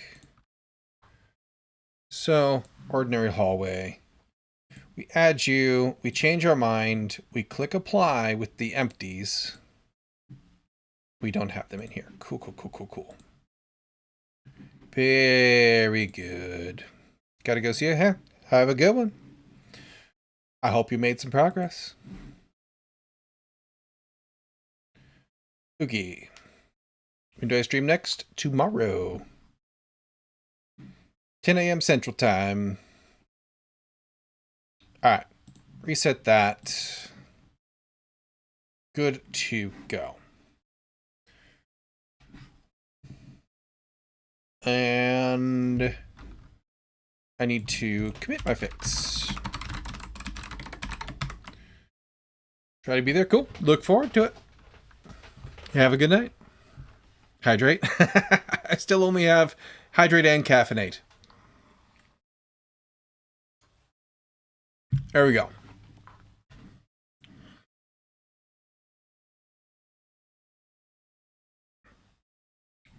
Do that. All right. Instead of changed, we need to switch on, or do you need to check the empty state? It's all right. Good night. Yeah, you too. Okay, there. Problem tracked down.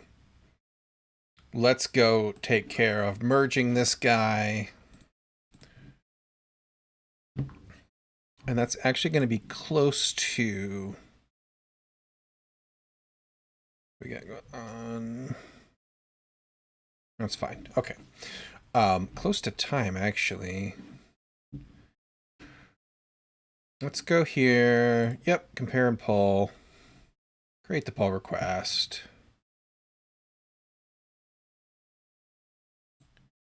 Nope, just merge. Brain fart on that one. There we go. Delete that. And we're actually done in this one for just a second. Get main, get Paul, git branch delete fix. Here we go. Perfect. All right, so that's going to be the end of today, and we're gonna just drop this into done for then.